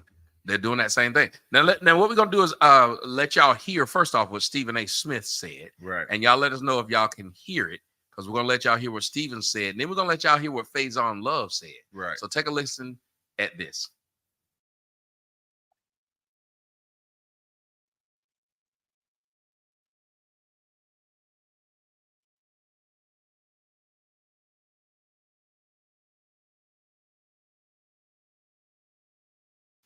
Talking about it, CBS talking about it, USA Today talking about it. Okay, y'all didn't hear it, so we're going to play it again. Here we go. PBS, everybody but PBS. Shit. It didn't come through? Well, no, it is, but it didn't go back to the beginning. Oh, okay, right. This is a celebration of blackness, of black culture, of black entertainment, of black excellence. And when you do something like this, you got folks outside the community see that shit? TMZ talking about it, NBC talking about it, CNBC talking about it, CBS talking about it, USA Today talking about it, PBS, everybody but PBS. When that kind of stuff happens, how do you think that benefits us? And that's a story that we don't get into nearly as much as we should. Did it ever occur to anybody to remind yourself of the responsibility we have? I'm not blaming any of the folks there in the audience. They didn't know. And even though BET is owned by Paramount, it's still BET. Black folks everywhere, all up in there. This is the BET Awards. And that's what we celebrate.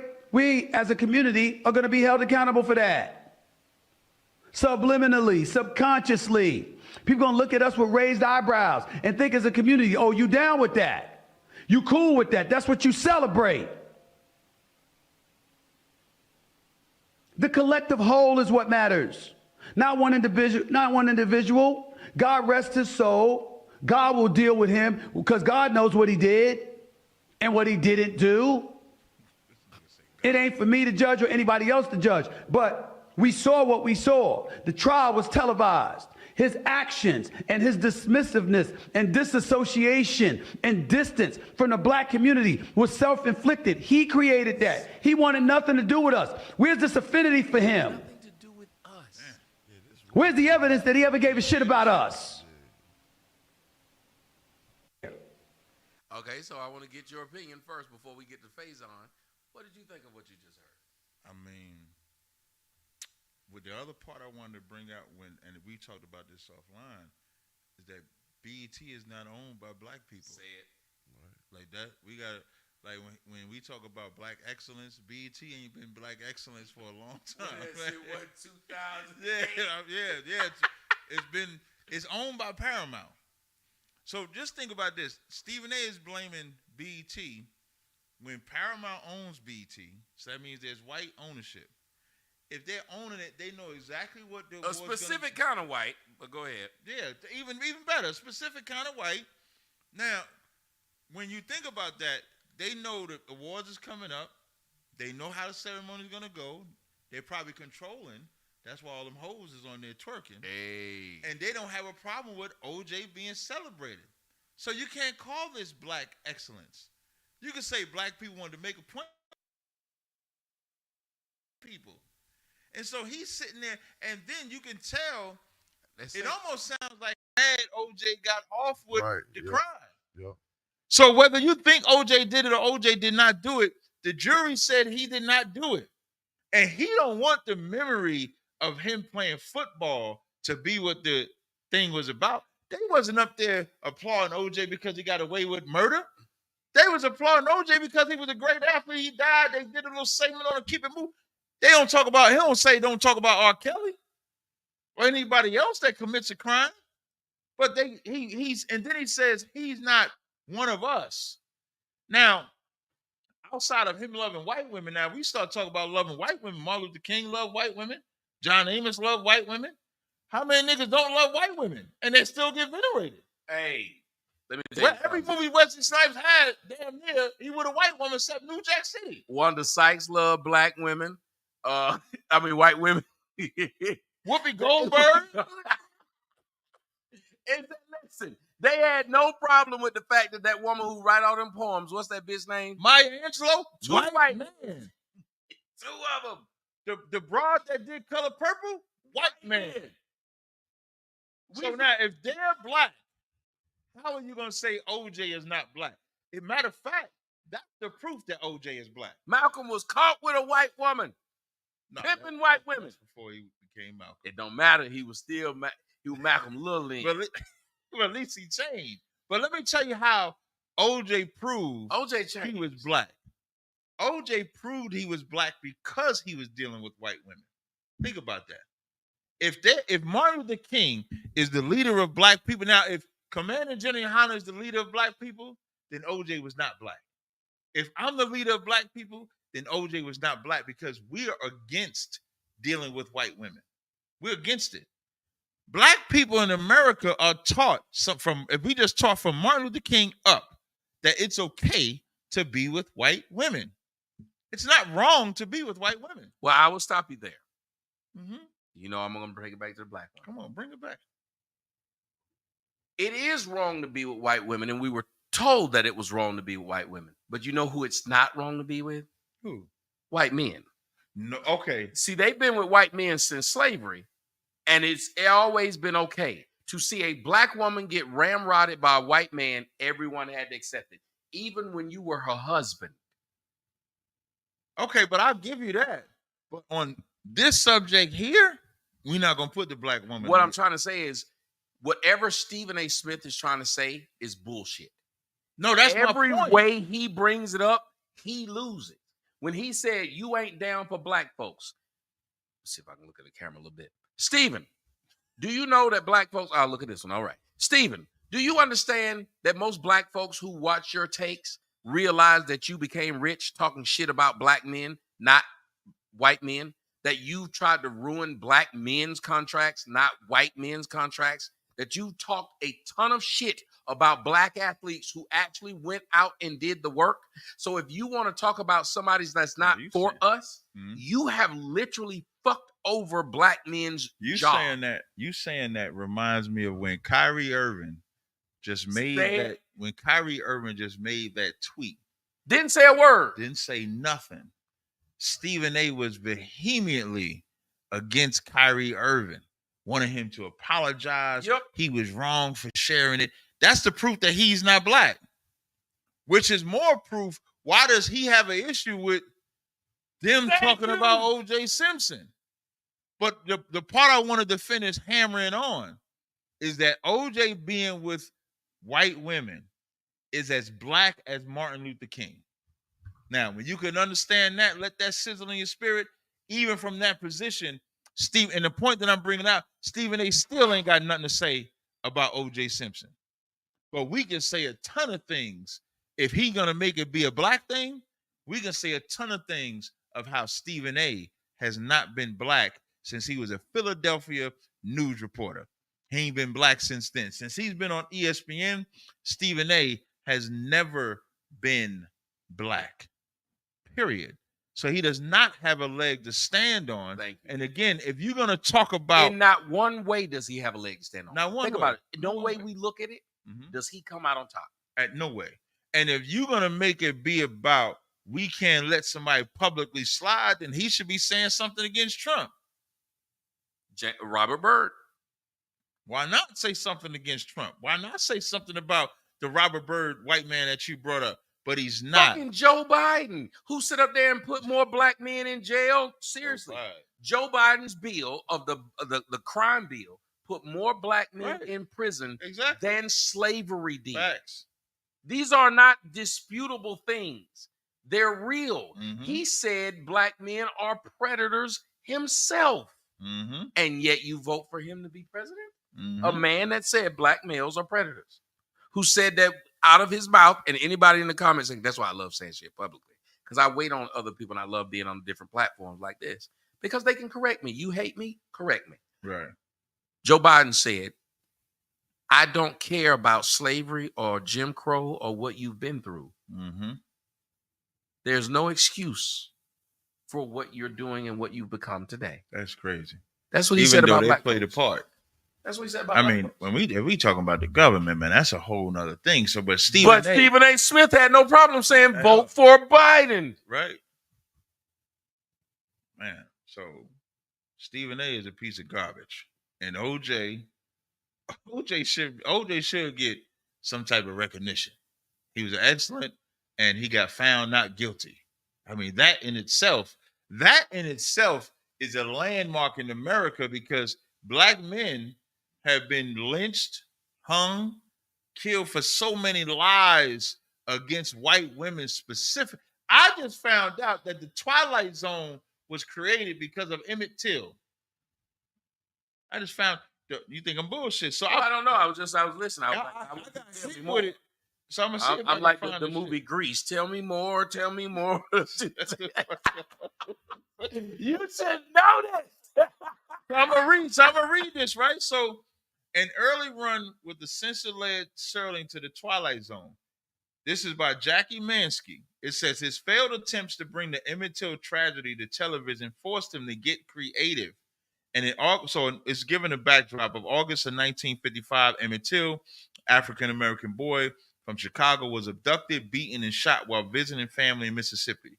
A nation divided by race dug in its feet in the aftermath, while Jet magazine disseminated photographs from the Obercast funeral. I'm just going to skim for time's sake. That fall, an all-right jury acquitted the two killers, both white, of all charges. The miscarriage of justice proved and galvanized points in the civil rights movement. Rod Serling, a 30-year-old rising star in golden age of dramatic television, watched the events play out in the news. He believed firmly in the burgeoning medium's power for social justice. The writer's role is to be the minister of the public's conscience, Serling later said. He must have a position, a point of view. He must see the arts as a vehicle of social criticism, and he must focus the issues of his time. Soon after the trial concluded, Serling, riding off the success of his most well-received teleplay to date, felt compelled to write a teleplay around the racism that led to Till's murder. But the censorship that followed by the advertisers and networks, fearful of blowback from white Southern audiences, forced Serling to rethink his approach. His response ultimately was The Twilight Zone, the iconic anthology series that spoke truth to the era's social ills and tackled themes of prejudice, bigotry, nuclear fears. After he mentioned that his script in progress was based off the Till murder trial in an interview with the Daily Variety, papers around the country picked up the scoop. Thousands of angry letters and wires from the white supremacist organizations threatened both Steel Hour and ABC and quickly capitulated and ordered changes to the script. So that's why that right there, though, is why I refuse to say this is one person's the enemy. Okay. When you say the white man's the enemy, but you listen to what this man is doing. That's what I'm saying. Okay. It's too many of them that said slavery is wrong. It's too many white people who said racism is wrong. Because remember, white people had to fight white people because we never sat down at one table with white folks and signed any treaty. In almost every, in every conflict, the people fighting in the conflict sit down at a treaty table and sign it, whether you won or you lost.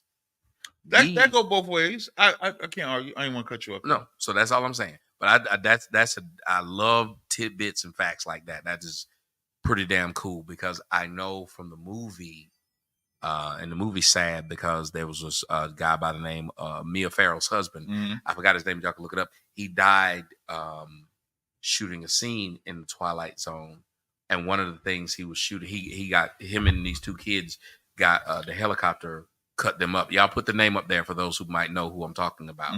You said the helicopter cut them up? Yes, they shouldn't have been shooting. They were shooting at 2 a.m. in Vietnam. And he had 2 Vietnamese kids in his hands. And Vic Morrow. Okay. You can see the video. It's fucking gross. Like it's sad when you watch it. They actually sued 2 Jews and the Jews got off of it. They shouldn't have. One of them was the one who ended up doing Back to the Future. Their big name. Name the biggest name like people who produce movies you can think of. Make movies. Biggest producers out Jerry Bruckheimer. Keep going. Old school. E.T. John Lucas. Is that John Lucas? Is that his name? No, George Lucas. George Lucas. Yeah. But one more.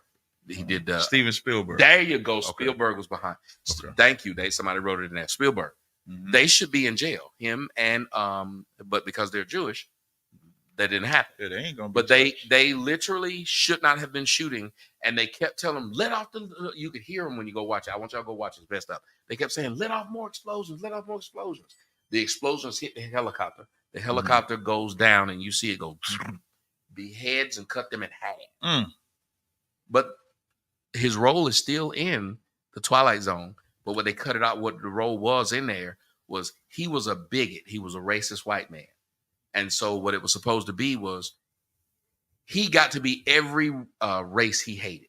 So he got to be a Jew. He got to be a Vietnamese guy running through whatever. So that was supposed to be it. But he ended up not like the way it was supposed to end. It didn't end that way. But they kept it in that he's in there. They're just not the part where he's walking through the water. But they keep it in, and where it ends is he's a Jew and he's on the train and it stops there. But he was supposed to do more stuff on there. But it goes to your point that it's all about social. Because one of the things that they did too, and it's an interesting one, they were showing this girl and she was always just considered like ugly, and they were going to give her a surgery. I love watching the old Twilight Zone. And what happened was they were basically showing how she was a normal face and all the other people where she was, they had ugly faces. And they felt like her face was ugly because it wasn't like everyone else. So what they were trying to say is to a group of people that don't look like you, you might be considered ugly, which is what black folks need to work on instead of trying to say, because black women aren't wearing weave because black men call them ugly.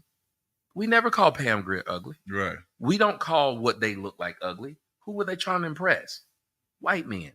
They were trying to get white men to like them. So they wanted to have the same hair that the white women had, that Asian women had. We never asked them nor required for them to not look like themselves. And that's what, when you look at something like Twilight Zone, it goes to show. Look at all these people getting. The one thing that black women have not understood is, why don't you see a bunch of white women dying from getting ass implants? Because their men still like them with flat asses. The highest earning white women that you see out there, none of them have no ass. They're still considered pretty. So they don't worry about, I don't have no ass, they won't like us. But black women worry about, I don't have straight hair, they won't like us. That's what you got from the Twilight Zone. The Twilight Zone has so many really good stuff. So when you say this, that's why I wasn't looking at you like I didn't believe you. Right. I was looking at you like I'm not surprised, and that's very interesting. Yeah, when I saw it today, and of course because it said he got it from Emmett Till, it made it interesting to look at. And when I read the initial part of what he was talking about, the way he broke it down, this is how he wrote it, says he was abducted, beaten, and shot while visiting the family. The abducted part. So when you think about the Twilight Zone, those words would be like Twilight type, like sci-fi type, with the whole abducted and everything like that. So it just made it a very interesting read to actually read and then know that part. The only thing I want to say as far as good white people, just like when it came to slavery, there was also blacks that would support the white man with slavery. And my point in saying that is you would always have sides on both. Yes. Right. And so the analogy I'm going to use is like, I think Muhammad Ali said, if I'm at my door and there's 1,000 snakes coming and I know that 700 of them are non-poisonous and 300 of them are poisonous, do I leave the door open for the 700 so that they can get in and then just fight off the poisonous, or do I just close the door? I just close the door. So that's why when you Are you serious? That's an analogy he gave? Yeah. Yeah. And put the camera on for a second. And I gotta both of us. Okay. I want to ask my audience. Tell them how many times I've given the analogies of the venomous snake. It's not poisonous. I'm gonna correct you. There's no such thing as a poisonous snake. They're all venomous. You know the difference between poison and venomous? Poisonous is like if you touch it, venomous is what they put in you. Yeah, I'm smart, nigga.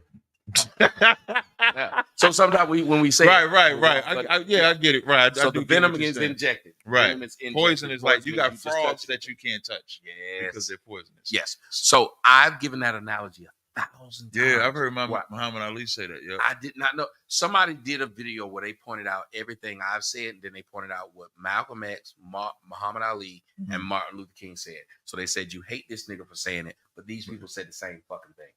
Yeah, I mean, that'd be a trip, right? I told when people ask me, they say, you sit up there and you do these things for white people. I said, I don't trust white people. Right. Just because I'm saying what the fuck I'm saying, I don't trust them. And that's the point. So, and see how you say you don't trust white people, but you pointed out like this one guy. When we talk about white people, we're not saying every single white person is this way. But I'm not going to go through the fucking bend. That's what I'm saying. I've been said, I say I look at white people like, I gave another analogy. I say, I look at the white people like electricity. Mm-hmm. You know what I mean by that? They'll shock you. Electricity is very useful, isn't it? We use it right now. Fuck around, touch that motherfucker the wrong way. What'll it do to you? Kill you. Kill you. Mm-hmm. So you have to be careful around electricity, do you not? Yeah, absolutely. Yes, you do. And I look at the sure thing. You grounded. That's a perfect way to look at it. Oh, yeah, you like that one? Yeah. Say it again for the uninitiated. Make sure you're grounded. You can be around white people, but you gotta what? Got to be grounded. Yeah, we drop bars up in here too. Oh, you gotta make sure you're grounded. Now, a person up there said Tommy defended just pearly things against black people. No, I defended just pearly things against black women who were trying to say, how dare y'all listen to this girl? She's white. You can't tell somebody that they shouldn't listen to her because she's white. How about tell me don't listen to her because she's wrong? And if you don't like me saying that, and I'm a sellout for pointing out a fact, remember, I did the same thing for Tariq Nasheed when he was in an interview with some folks. Oh, let me say this. Let me say this publicly too. You bringing that up? I had mentioned that because, like, what I tell Tommy privately, I can say publicly. And I was saying to Tommy, man, like Tommy is like a brother to me. I don't call a lot. It's only two people outside my school that I've ever called brother. One of them is Sidnet, and the other one is Tommy. Now I could put Tommy in that category. And one of the things I like about Tommy is that he ain't emotional. And so I actually uploaded and listened to that battle that Tariq Nasheed had with the Sneeko and Myron. With Sneeko and Myron, Fresh and Fit. And so I'm listening to it. I hear Tommy get up in there. I'm like, oh shit, this is about to be some shit right here. Cause you know, fireworks. Right. I'm thinking about the fireworks and everything. But then when I'm listening to it, first thing, Tommy reminded me a little bit of myself. Like Tommy didn't come in like no hothead. Tommy came in extremely logical. And when Tariq Nasheed made points that was killing him, Tommy didn't go against Tariq just because they got their own personal angst. Tommy would say where Tariq was right, and Tommy was trying to help these niggas. Like, listen, y'all letting them get away. You're not doing this. And so it showed that not liking somebody does not mean that you can't be professional at your job. And that's the most important thing. And for another example, when Tommy called me because he wanted to go on Wack's show, like me and Wack we hadn't spoke since like February. Tommy called me. All I did was warn Tommy. I said, all right, now Tommy, I'm telling you how the show gonna go. They're gonna do this and then they're gonna fuck with you. But if you want to go on there, do it. And I called Wack because it's not because I asked you to do it. Yes, sure did. Right. Tommy asked me to do it. So I can call Wack and have a personal, business conversation with him, and it's not emotional about the shit. And that's probably why me and Tommy click, because this shit is not emotional. Like, we can be passionate about our positions, we can be strong about what we want to say, and I ain't gonna stop Tommy like, F you, why you saying it? Like, why would I do that? Like, I respect that he could do this. I was impressed with that. That was a good ass dialogue. I thought Tariq got the best of it. I don't even look at Tommy as being against or for Tariq in that conversation. I looked at him as he was the medium. Like, Tommy was the medium of, okay, what's the guy, Sneeko? What's his name? Sneeko, you don't know what you're saying. Say it this way. Tariq, say it this way. Like, he became a medium in between. And I think even Tariq respected it, because Tariq had to say, you know what Tariq said at the end of that? How you know he respected? He said, you know what, Tommy, we've had our issues back and forth, man. We need to link up. We need to link up and talk. And that showed growth from his side, because he was the one that was clearly in the wrong from the interaction that y'all had in the first place. And so now Tommy is able to go into a space and turn somebody that everybody thought was an enemy to kind of give an olive branch. And he didn't do it by saying, Tariq, man, I'm sorry for what I did. He came in there by just being himself. And that's a lesson that everybody should take. Just because a man disagrees with you does not mean that you have to personally hate him. You know what I'm saying? I just want to say that public, because we talked about it privately. Yeah, and I appreciate that. And I look at, like, there's one person who said, Tommy, your points make no sense. Somebody named Street Media TV. Let me tell you something, Street Media TV. You've made videos about me for no fucking reason. And let me tell you what you won't do, Street Media TV. Have a discussion with me. While you're making videos about me, and all y'all who make videos about me talk about some eye falling off, y'all the same people who flag me so I'm not on YouTube. Y'all flag me so I get they took down my Twitter. Y'all flag me and then say I've fallen off. How have I fallen off when y'all make videos about me? How have I fallen off, nigga, when you right here watching me right now? And then all you can say is, Tommy, your points make no sense. Wouldn't he tell me where my points made no sense instead of just saying a vague thing like that where I would not know what he was talking about? Right. Just like some other asshole in the comment section. Tommy is not being truthful. He didn't say truthful. He said truthful. I don't know what truthful is. Truthful? Yeah, he said true and then full. I'm going to see if I can find it again. He said, Tommy is not being truthful. And the person who said it, I would like to just ask them, Mr. Tommy is not being truthful. What am I not being truthful about? And here's the thing. I am open to talk to any and everyone. They're my cats, bro. Don't worry about it. Don't let them get, they wilding out. Them cats up there. He heard them up there. He turned and said, what the fuck is that? It's them damn cats. The motherfuckers is assholes up there just tearing up shit. I got to go feed them in a minute. But you say this. Let me say this to all of you.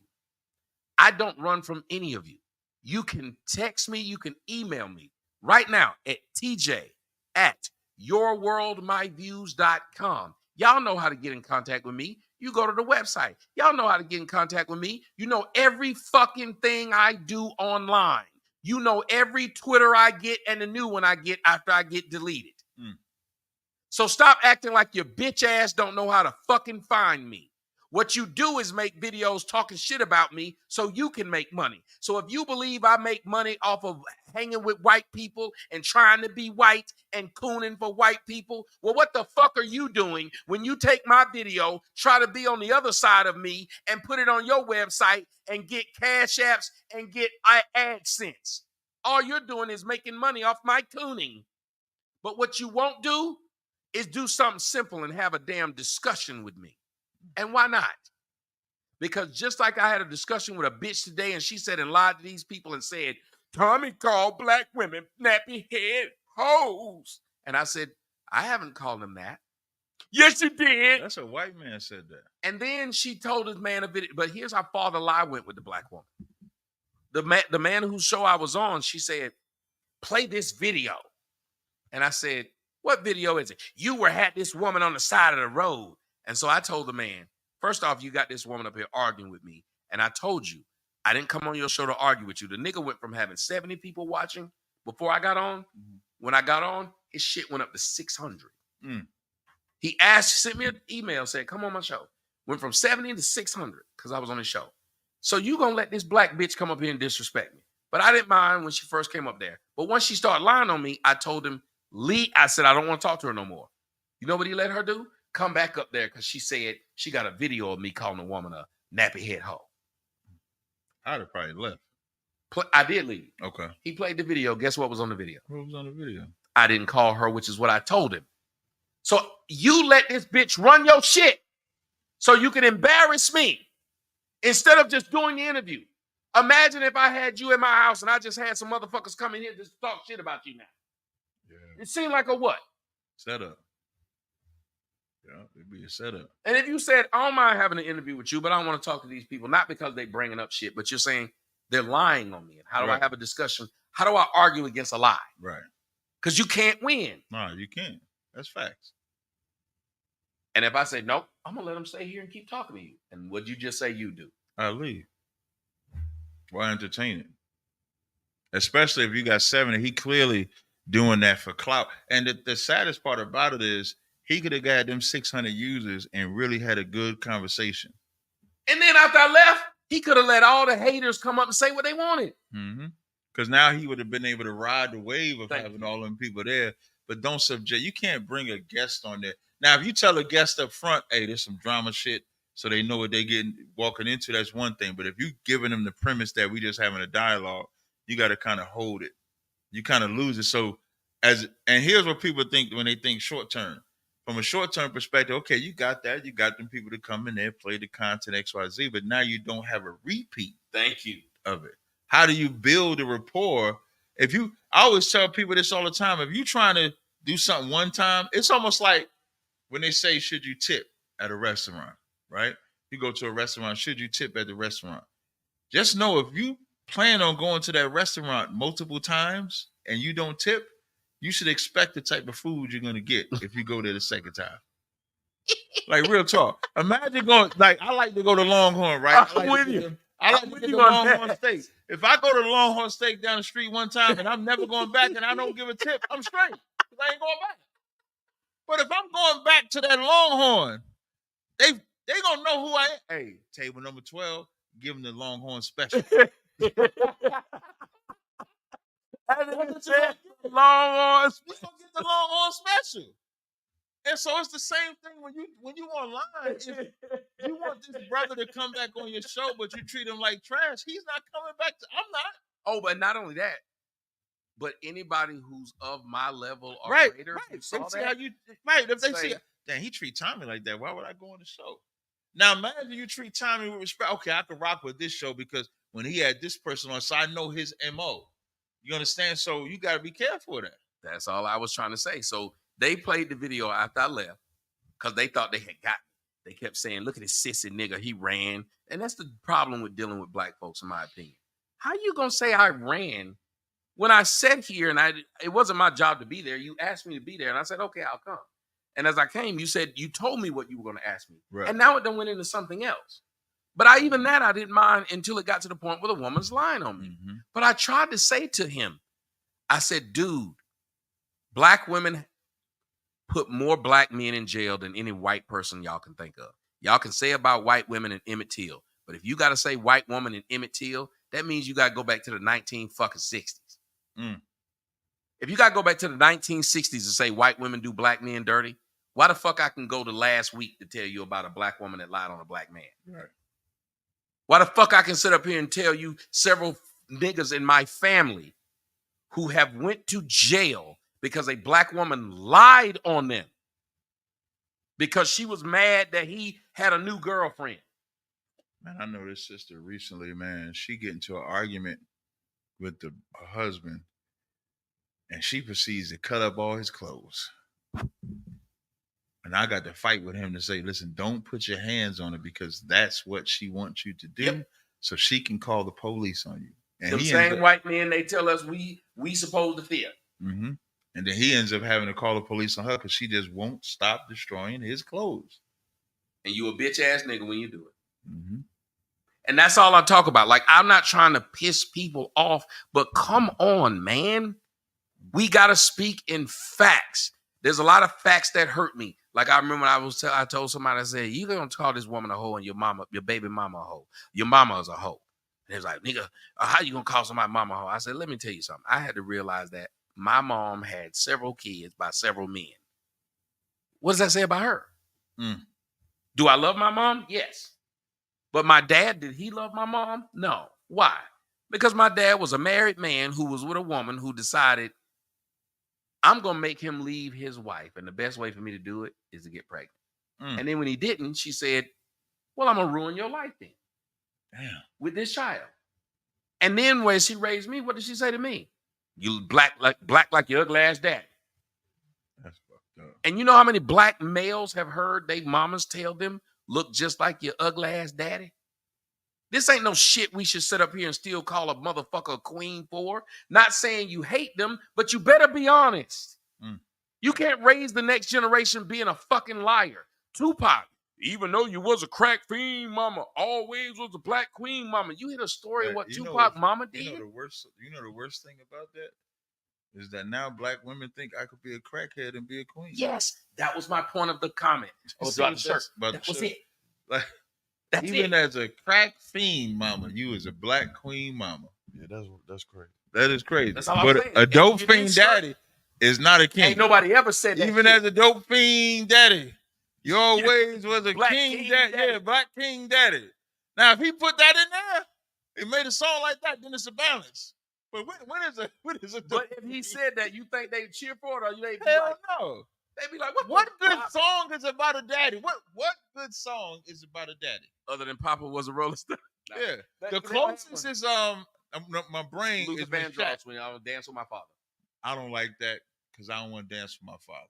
I would love to dance with my father. Okay, Not like I'm if talking I about was as a rolling kid. with my daddy, that nigga punched me I in think my I'm thinking chest. as a kid. Because I never got to be a kid around my dad. Okay, So I guess I'm thinking if that you way. got to be a kid around your daddy, he ain't dancing with you. He He giving would you a put my feet on beer his feet. and you watching boxing. Maybe. And you're right. But they would I think That's they would it. teach- I guess I wish I could be that a song dad myself. reminded me about how the rumors about Luther Vandross. He wasn't dancing I with can his see where daddy. you're going with that. But Shaq had a song when he was like, Feeling "You my was always father be a because- father, even though my biological didn't bother." Now he was dissing I his was about to say, daddy at even the then same. he was dissing Yeah. So I don't know no good song about a daddy. Done. Maybe if y'all know in the But it's a comment section, I million don't know songs no about good song your about a mama. daddy. I'll always love my mama. She's my favorite girl. And the messed up Say part about that. Papa was a Rolling Stone. If the story, the movie, The Temptations is right, he had to sing it, and that's the day that his daddy really died. Like when you watch the movie Temptations, when the cat wrote the song, it was on the day that the nigga that's singing the song, his dad really, he telling him, yo, my dad really died on this song. He like, well, how would I know that? Sing the song anyway. Didn't even change the date. So if his daddy was a good dad, he's singing a song about a fucked up daddy.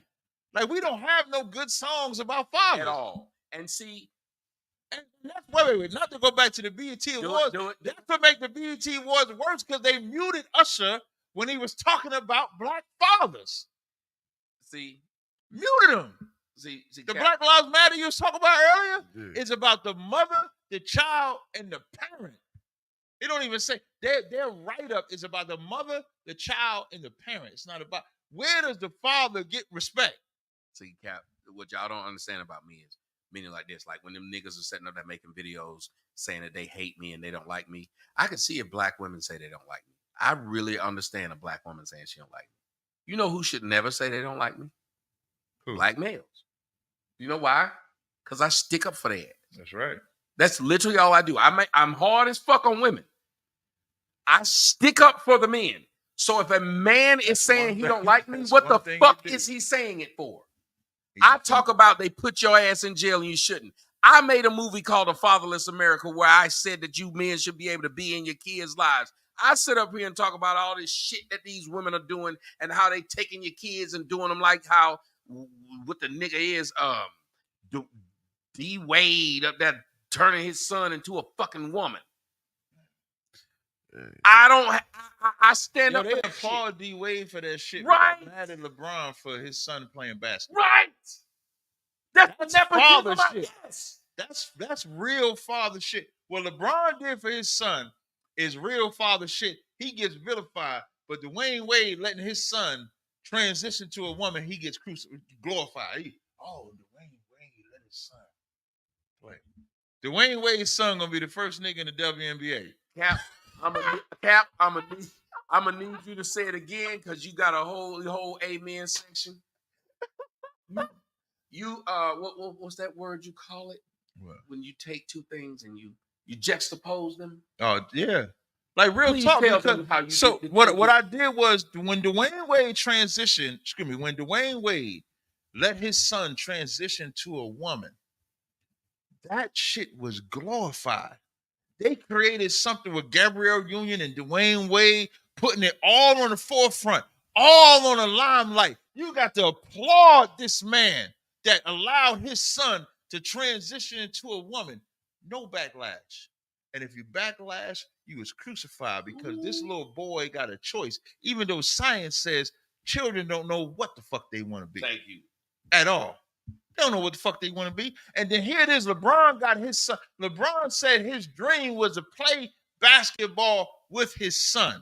You know what that requires? That requires making sure his son got the skill set in high school to get to college. And making sure he keep the skill set. And he got to man. not just play, he got to play NBA good. level. He got to play at such a level when he tell his team to draft my son, he got to be good enough to do it. And then he goes out and does the shit. Now, and then here's the other flip side. He had to endure his son with a heart issue. Remember, his son had to stop playing. Like when they talk about his son almost died on the fucking court. So now his son got to go to the doctors. His son got to go through the health. His son got to go through the physical, through the trial of being able to play basketball with his. You know how inspiring that is for fathers? Should be, but it's getting vilified. Oh, he using, what is it, nepotism? Is that the word they use? He using nepotism as if the owner, Jeannie Buss, ain't the owner of the Lakers because her father was the owner of the goddamn Keep Lakers. on preaching. The fucking Steinbrenner is the owner of the Yankees because George Steinbrenner. Keep on the preaching. Cowboys, the Dallas Cowboys, Jerry Jones' son is right now ready to take the helm. We do. Yeah, listen, Giannis Antetokounmpo brother is playing basketball. And I love it. He averaged 0.9 points a game. And I love it. Ain't nobody saying nothing though. Well, Charles Barkley said something about it, and his brother came out and said something about it. Charles Barkley always fucking with it. But his voice, okay, but Charles Barkley said it, but it's like a drop of a bucket. No, I feel you, but I want to say what he said. What did he say? He said, yeah, I'm in the league because of my brother. Mm-hmm. He said, and that should be respected. Because like you said, mm-hmm. They don't say nothing about when white people do it. No, nobody. Why is nepotism bad when we do it? Yeah. Now, we should be working our ass off to go back to what I was saying earlier, which is it's hard for these women to respect us if we don't have shit to give to them. So why when we see a nigga got shit to give his family, we got a problem? Now I'm going to tell you, it ain't the hatred of LeBron that they doing it. It's the masculinity that LeBron is putting into black men. That's right. They applauding Dwayne Wade because he's keeping femininity in black men. That's right. And as long as we feminine, we are not a threat. LeBron put that fucking manhood in himself as a father and in his son as a son. And that just might inspire other ball players, other fathers to instill something in their sons. I want to bring my son in this. I want to bring my son. My business is named after my father, right? Now, I got 2 boys. Now, Lord allow, I can pass that to them. Now, imagine if we all just say, man, I want to be that father that could pass something down to my son. That's about being a man. Because all we got, don't nobody, listen, they think Dwayne Wade ain't even a man to me. He's not a man to me. And he's not a man to a lot of fathers. LeBron James is a man. He's more of a man than Michael Jordan. Michael Jordan is great because of his basketball skills. I'm gonna fuck around and drink this. If it's talk like this, the frog nigga. I'm take a shot because I want to speak like that. Listen, and LeBron James is putting something where we got a father to look at. We ain't just got a ball player.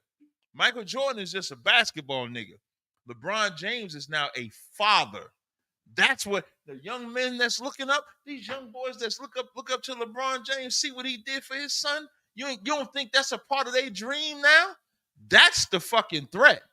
The threat ain't about this LeBron and nepotism. The threat is that a father is gonna make other boys be fathers. And we ain't got enough of that in America. We don't have enough black fathers instilling fatherhood. And the message, and this is LeBron James. LeBron James is arguably the top 5 NBA player to ever live and current. And if he's doing that for his sons, imagine what they can do for their sons. And that's the greatest threat. Yes. Fuck Dwayne Wade. That's why Dwayne Wade trying to get in the WNBA. That's why I had a problem with the shirt. That's all. Y'all see the bigger picture of what I'm trying to say.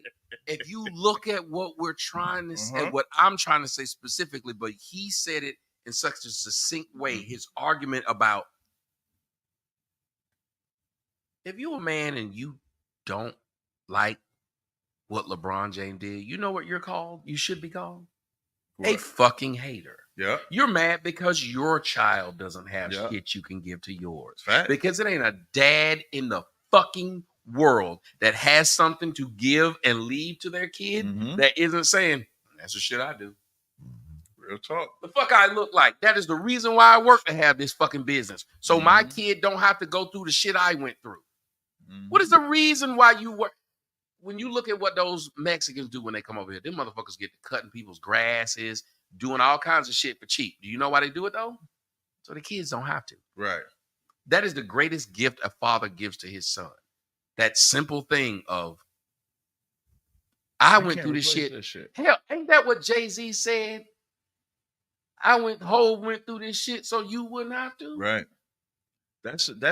It's some cold shit what LeBron did, because a lot of us have to resurrect our father's memory. You got your girl, like a minor or whatever it's saying. She said she got to go get her cup. You're going to get that cup. I'm now join us in you shit, got man. them getting that cup, Drink bro. this shit and swallow it down slow, because what?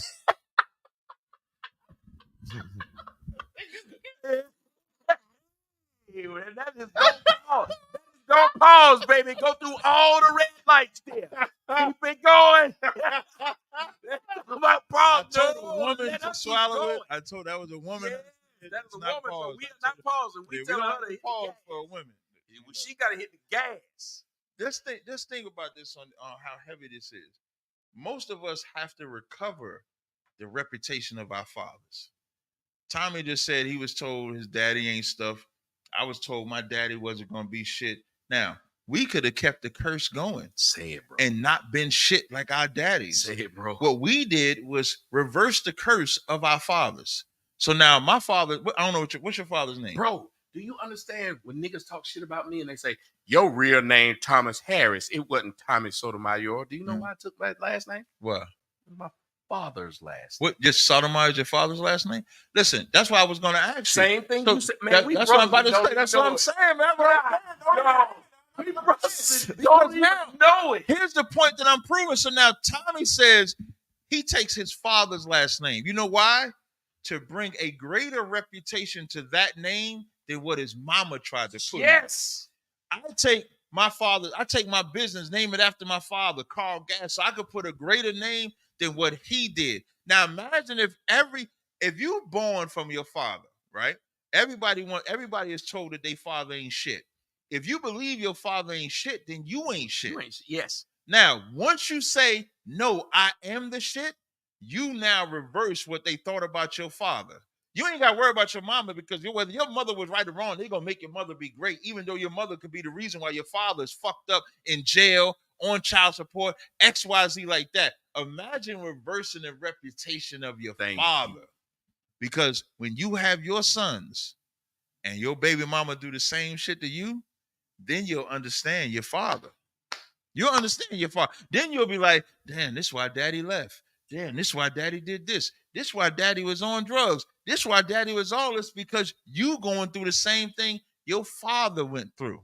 Now imagine if you able to reverse that curse and become the blessing. And again, if you believe your daddy ain't shit, just remember you ain't shit either, because you was in your daddy's nuts first. Your daddy, if there's one thing your daddy did right, he made you. Thank you. That got to be. You wouldn't be here without your daddy. And we are the living seed. They won't give us that credit when they That's keep right. saying the woman is just the soil. We're not trying to delete what you are, but she is the soil. That's it. We are the living thing. When you watch a sperm, what is a sperm out there doing? This nigga's moving somewhere. They're like Jaws, right there, damn it. And he running against other niggas. It's a million other niggas he trying to get that with. These niggas is elbowing niggas. You want to talk about what men do? Men get no credit for what it is that they're doing. They are the living version of you. She is holding the living version until you get to a size. You are not who you are without the Father. Period. When you talk about yourself, we get belittled. Belittled. Jesus, what did he say? He said, "Would you worship?" Joseph was the first disrespected father on record. Joseph, listen, people don't want to accept that Joseph. John 1:45 says, "This is Jesus of Nazareth, the son of Joseph." It doesn't say son of Mary; it says son of Joseph, and that's the first disrespected black man recorded record. When you say he's not the biological father, it's the same disrespect they do to black men today. I don't know if you remember the scripture or if you know the scripture. When I bring this up, people don't really know it. When God was talking about, he was talking about the difference between a man and a woman. When and his coming and Mary, which is why Catholics are assholes. Because Catholics worship who? Mary. They call her Mother of God. He said, "Do you worship the wine or the casket comes in?" I want to find that one. Which one brings you the life or the water? Which one brings you life? The sustenance. Why would you worship what it comes in more than you worship what's in it? Think about that. That's a good one. But what do the Catholics worship? What the wine came in. Facts. Not the wine. What the water came in. Not the water. What the steak was put on. Not the steak. And when you look at what blacks do to fathers, we diminish who they are, what they are, and what they do. Right. Do you understand that ADT will tell you? The statistics on ADT says the houses that are robbed the most are houses without what in them? Father. Yeah, Mark 3:27 says, "No man enter into a strong man's house except he first bind up the strong man." Got to bind him up. It doesn't make sense. That's why we call these black women and bitches when we have these conversations, because you black bitches let the father be taken out the house. Thank you. For a government check. You gotta be mad about it. You can't say it in a nice way, because saying it in a nice way is like that motherfucking shirt. For the record, the shirt is crazy. The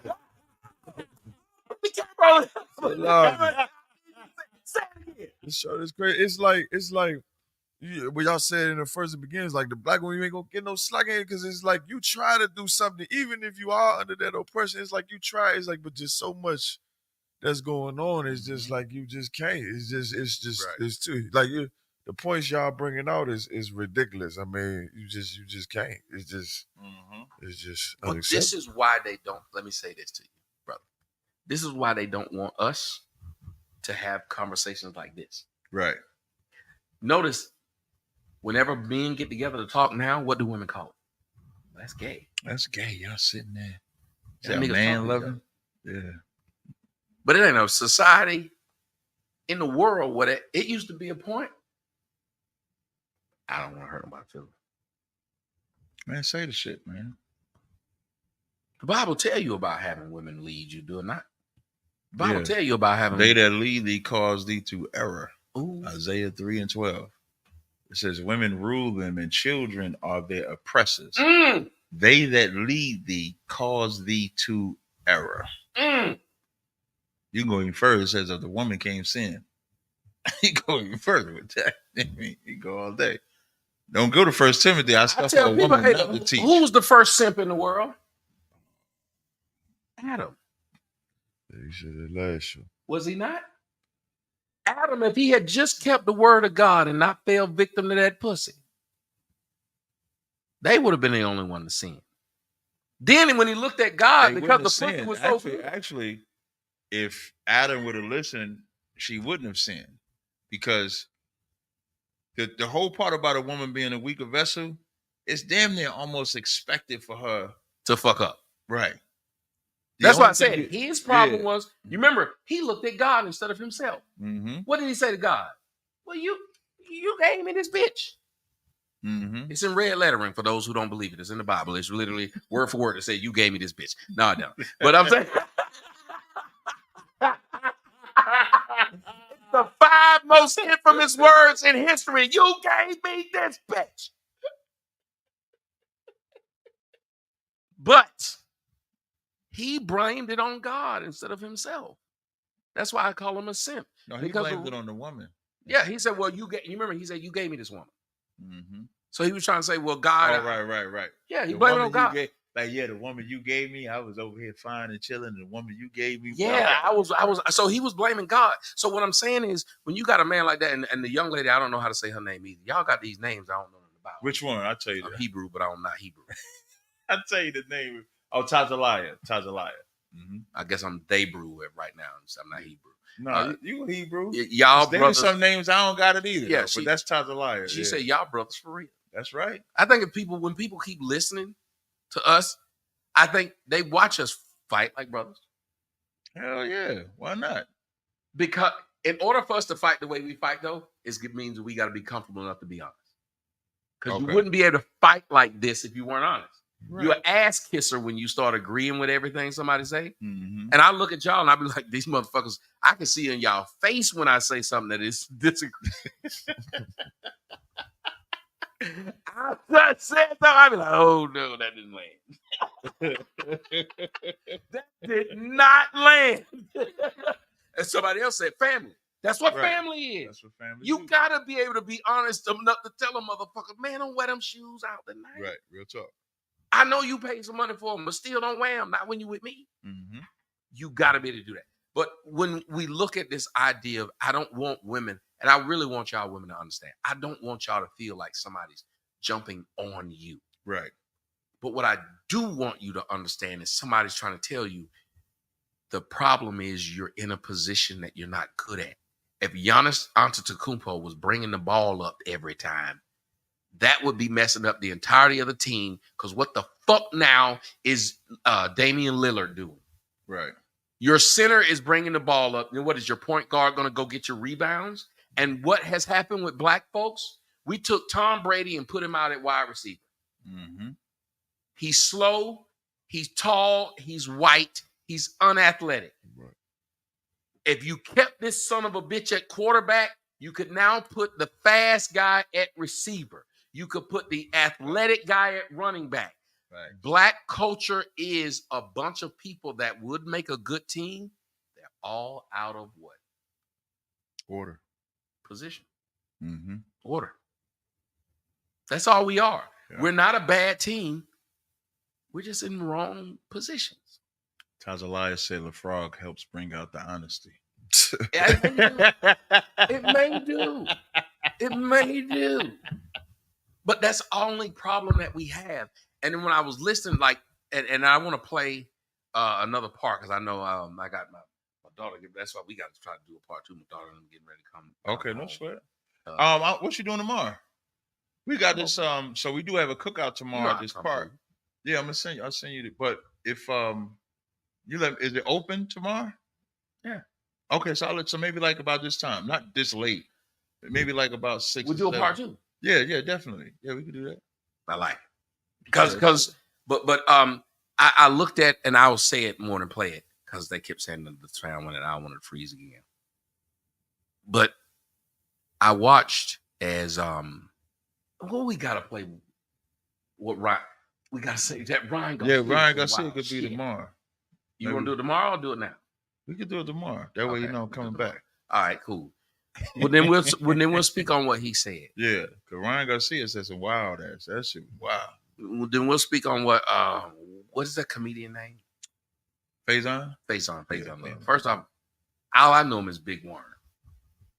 Yeah, Big Worm. He was funny as Big Worm in Friday. That's really all I know. I mean, he had that small scene in Money Talks, but outside of them 2 roles, I don't really know. I mean, what does he do? But he had something. Maybe he writes some shit behind the scenes. We don't know. Maybe it could be. But he had something to say. But here's my problem with what he had to say. I believe, and y'all can tell me what y'all think. Mm-hmm. We've all sit up here and said Stephen A. Smith was out of line. Right. But I think Faison was out of line calling them all kind of coons. Mm-hmm. Because if you're going to correct someone, simply calling a woman a bitch is not enough, is it? No, it's not. Because she doesn't know why she's a bitch. You just called her a name. You got to have some intelligence behind what you're saying. Like if we call a black woman a bitch, number one, we ain't calling all black women a bitch. That's why we said a shamefaced woman shall be counted as a dog. Now there's a criteria. So the woman that's not shamefaced, the opposite of shamefaced, we're not calling her a bitch. But the woman that's shamefaced, we calling her a bitch all day. I mean, bitch, like just running it down. You're doing like Cartman. Yeah. You know Cartman? That's a TV show. That's South Park, right? South Park. He got a song. Well, Cartman's a bitch. She's a big fat bitch. She's the biggest bitch in the whole wide world. She's a stupid bitch. Everyone's a bitch. She's a Then at the end he goes, bitch. She's a stupid bitch. Woo! Cartman's a bitch. Yes, she's such a dirty bitch. Talk to the kids around. Yeah, so like that. But now there's a reason because this woman is an absolute monster. To me, Gabrielle Union is a bitch because she's the one that seduced Dwayne Wade to transition his son. Before he got with Gabrielle Union, Dwayne Wade and his 2 sons was Trayvon Martin. That's what they was. It's on a magazine. Yes, sir. He get with this fucking witch bitch, and now the son could transition to a girl. Facts. That's what Dwayne Wade's ex-wife is talking about. That's why she hated his wife. Say it. Dwayne Wade hated Gabrielle Union because, Dwayne Wade's wife hated Gabrielle Union because she knew what she was doing to her son. Children. Facts. Yep. But like you said, we will give. Not only we're gonna call you a name because a name matters. Mm-hmm. We have to call the behavior something, right? I mean, we do that anything. You run fast, we call you speedy. Ooh. You telling somebody, we call you a rat or a snitch. We're gonna put a name on you. But it gotta be a back. You gotta. But you can tell them what it is. Like you call a nigga a rat. Why you call me a rat? Because you did XYZ. That's what I'm saying. So you gotta have a reason why you saying it. Otherwise, you're just saying it. You're just a nigga that's just talking. So that's what Faison Love did to me, which was a problem. Which was a lot of people do. Right. You hear a lot of people call me coon or other people coon, but they can't really tell you why. And we've made the word coon be such a third rail for all you people who live up north and in Chicago. Y'all know what third rail is. Y'all made it such a third rail that people are afraid of being called these things. Mm-hmm. So what happened is you are now calling people things that don't apply. Right. You now calling a woman a hoe because she wouldn't give you her number. You now calling a woman a bitch because she said, no, I'm sorry, I'm not interested. Mm-hmm. You calling her a bitch not because she fits the criteria of a bitch, but simply because you're upset. Right. And now you've watered down what the word bitch meant. Because just like queen, when you call everybody a queen, then no one's a queen. Yeah. If every black woman is a queen, how does that even special? If the crack fiend woman is a queen, I wouldn't even call her queen. How don't they see that? How I is it didn't that they wear don't see? Jordans I don't want because to be that everybody shit. wore- You just I- call a crack Yeah, queen. I didn't wear Jordans because everybody wore Jordans. That's the only reason. The sneakers was fly, but I didn't wear them because everybody wore them shits. I'm with I you. wanted to be. I didn't want to talk to the woman that everybody wanted. I wanted the woman that nobody wanted, but was fly or they couldn't get. They couldn't get. There you go. Yeah, I want that one because I like to conquer. Now, if you're doing what everybody else doing, you ain't special. I don't even like being called king because you calling every nigga king. Don't call me king. Right. That shit ain't special. Who wants to be the 8,000th nigga to Yeah. climb Mount Everest? Word is bond. Ain't even special no more. They don't give out no awards for the 8,000th nigga that got a triple double. This shit not special, man. That's how you know black women, y'all gullible. Thank you. That's my Shalom, only queen. You know, you need to fall for this shit. That's why they call y'all naive. Ooh, say it again. Naive. They call you naive because you're simple. That's in the Bible. You simple and know nothing. It's just facts. I would even break the word down. I don't even know what it means, but I heard nigh. Mm-hmm. Go ahead, brush it. Why you scared to say it? Let me hear. We No, want I to thought you were put gonna the say camera on. I thought you were gonna say the other half of it. I don't know. Who did I say was the first simp? Oh, Eve. Oh, Ooh. not yeah. No, that's where it come from. Yeah, naive. Because you close to Eve. That's all I was. I didn't even know this. I just heard the word naive, and I'm like, Yeah. huh. The nigh is the close. The Eve is who you close to. Yep. And you could be a dumb bitch. Because that's what she was. She was listening to the sweet words, Mhm. as the Bible tells you about somebody dropping honey in your Wait. ear. Now, if we're gonna break it down, Tommy, here's what's heavy. That serpent, now she's married. The serpent, which is a man, comes and talks to her. She starts off saying what her husband taught her. Her husband said, "We shall not eat of this because we're gonna die." The serpent says, "You're not gonna die." Eyebrow raised. My husband's wrong? Mm-hmm. And says, "In that day ye shall be a god." I can be a god. I can be over my man. And what that serpent and what that man taught her is that now I can rule over my man. That's why black women listen to that shit, because what black women have to fight carnally is that they want to rule over their man. Spirit, when they're in the right spirit, then they're humble. So every last one of you black women are all carnal that want to rule over your man.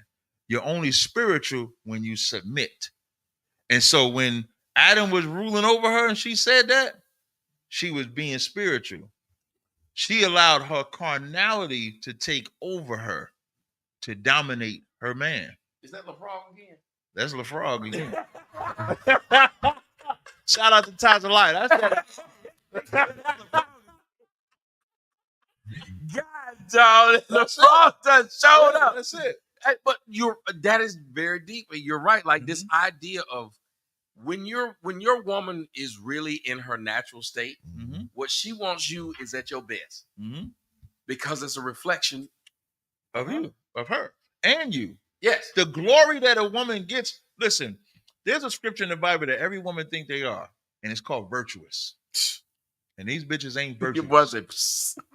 Proverbs 31:10 says, "Who can find a virtuous woman? For her price is above rubies." And every woman believes that they're virtuous, but they never really go into what the rest of the scriptures is talking about her being virtuous. It talks about her working. It talks about her doing business. It talks about her being a go-getter. It talks about her reputation makes the man known in the gate. Amen. By her reputation of being virtuous. Say it. You know what a man's reputation is now? Oh, you fucking with her? That's a reputation. And when it's saying, oh, you fucking with her, it's like, oh, yeah, I had her. Yeah. And I had her. Oh, think about this. And I had her. You can be a nigga worth $50 million. Walk into the building with a hoe. Your You broke- worth just dropped. To the bottom. To the bottom. And you created this wealth. Yeah. You created all this wealth, and the wrong woman will make you be stupid. That's what happened with Will Smith. Say it again. Oh, That's what happened my with Will Smith. God. Will Smith got with Jada Pinkett, and nobody respects Will. Excellent example. Go ahead. Tell him.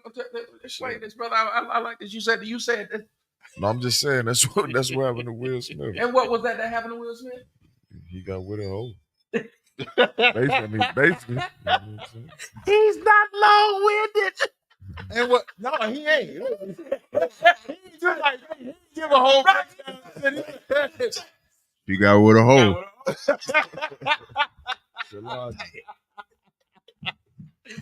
Think about it. I thought he was gonna give a little grace and explain.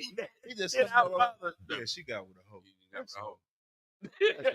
Bitches are hoes. I mean, these bitches is bitches. Why are you tripping, man? What else you want me to say? The hoes are hoes.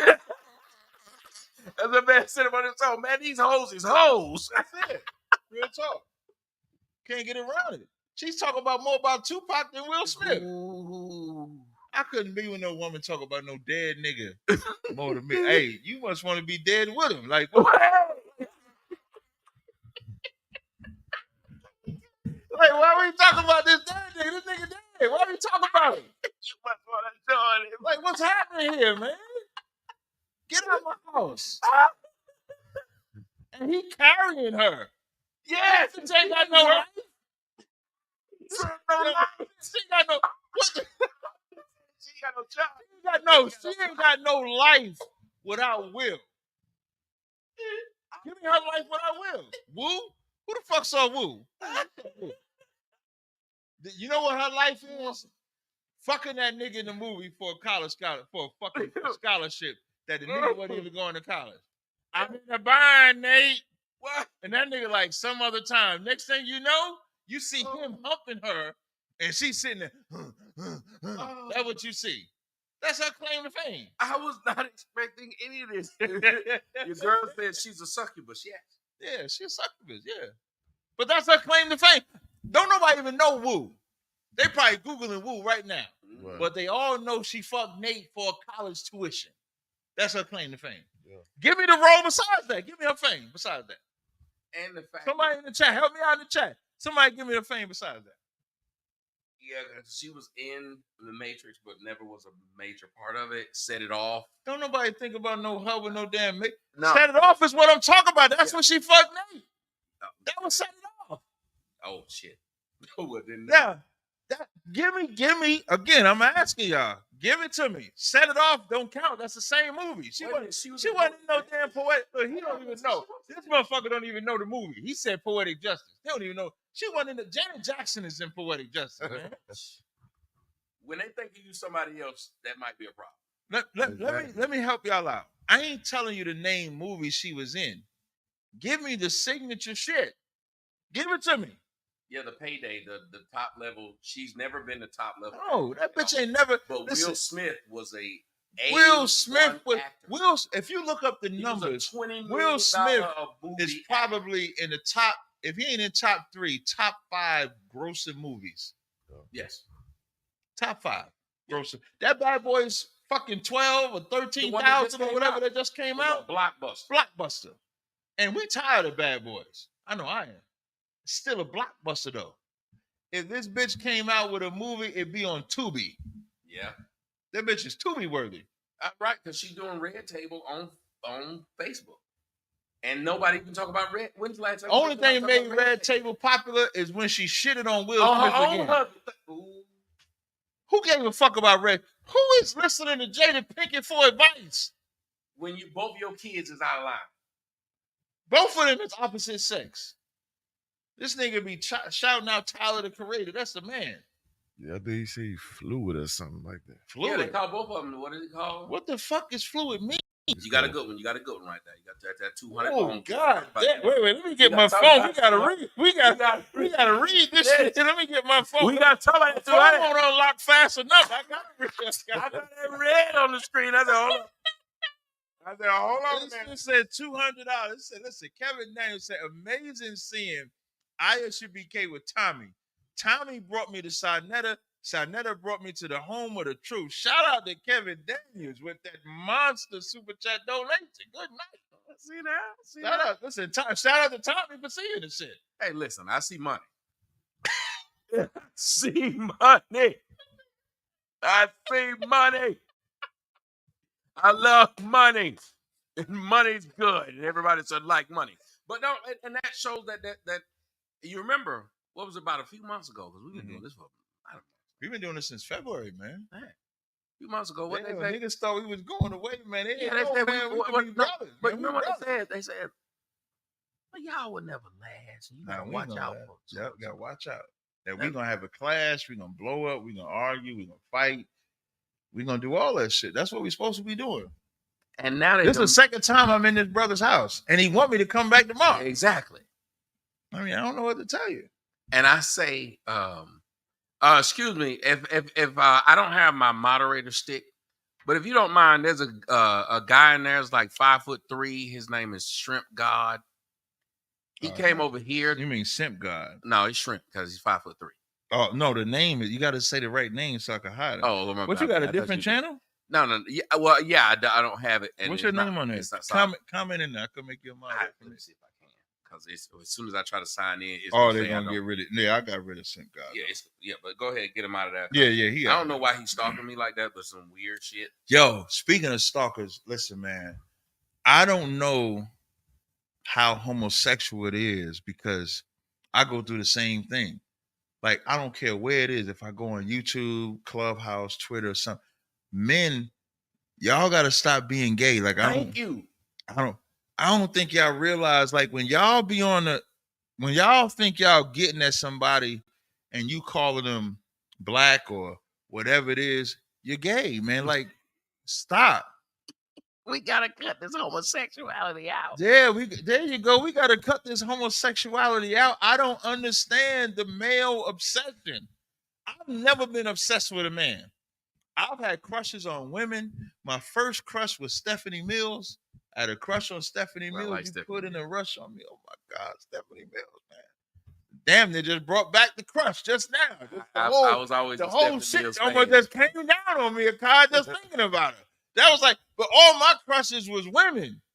I ain't never had. If you arguing with a man, you might just have you might want to check yourself. Oh, I call it sexual beef. You don't have real beef with me. If you constantly want to argue with me, this nigga got sexual beef.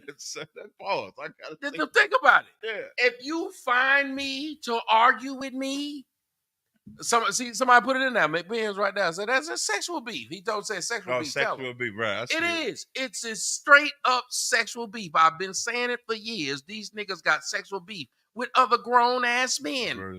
Because there's no reason for you. If you don't like me and I don't like you, most men separate at that point. Mm-hmm. We don't like each other. Yeah, that's what I do. If I don't rock with you, I'm just not gonna come around you. Why come around somebody I don't like just to? I'm going around them to argue.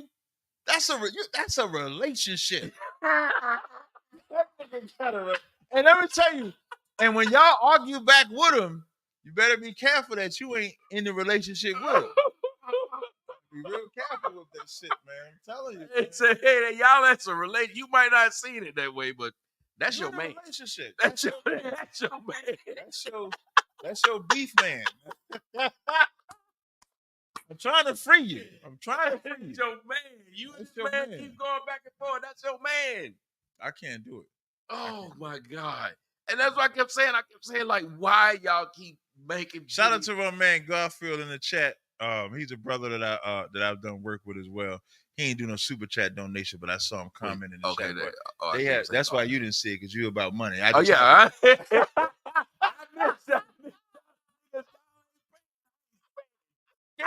But I saw his comment, man. Shout out to Garfield. He a lunatic, but he don't have man crush issues. And he's a brother that I've grown with, and he's an example of me and him had intellectual beef, but it wasn't like personal beef. Thank you. You know what I'm saying? Where I'm talking about cats that when they see you, they just talk about you, and I can't understand the obsession. I go like Garfield can attest. I'll go on rooms on Clubhouse, and cats will come in there, and they talk about me even when I'm not there. When I went on that wax show, as soon as you came Listen, in there, man. I was like, "What is going Now, on?" just like feel that? this for a second, Tommy. I hadn't been. We did that. That was like May. I hadn't been in their room since like February. You would have thought that we was just talking yesterday. When I go in there and they talking about me immediately. For as much as they were saying about me, they kept saying something about you. Yeah, they couldn't stop talking. That's some feminine shit, man. It is, and like you said, you and your boy, y'all have like this intellectual, like, but that's iron sharpens exactly iron sharpens because iron. y'all want to sit and have the discussion. Right. You and the reason I like talking to you is because I said we gonna get to this point where we disagree, right? And when we get there, I think that's gonna be my goal. We just disagreed on a T-shirt for 30 minutes. On a fucking T-shirt. But it allowed, but the whole time we done got past that. We laughing and joking. We doing all the shit because it ain't personal. I don't have a personal angst against anybody because if once it's personal, then I'm just not messing with you. I'll just step away because I look at it like you ain't gonna see me out my body. You ain't gonna see me getting all emotional and shit like that. I can't control. I'm not. I am too much of a control freak to have personal issues with somebody. Oh, I like that. Facts. That's.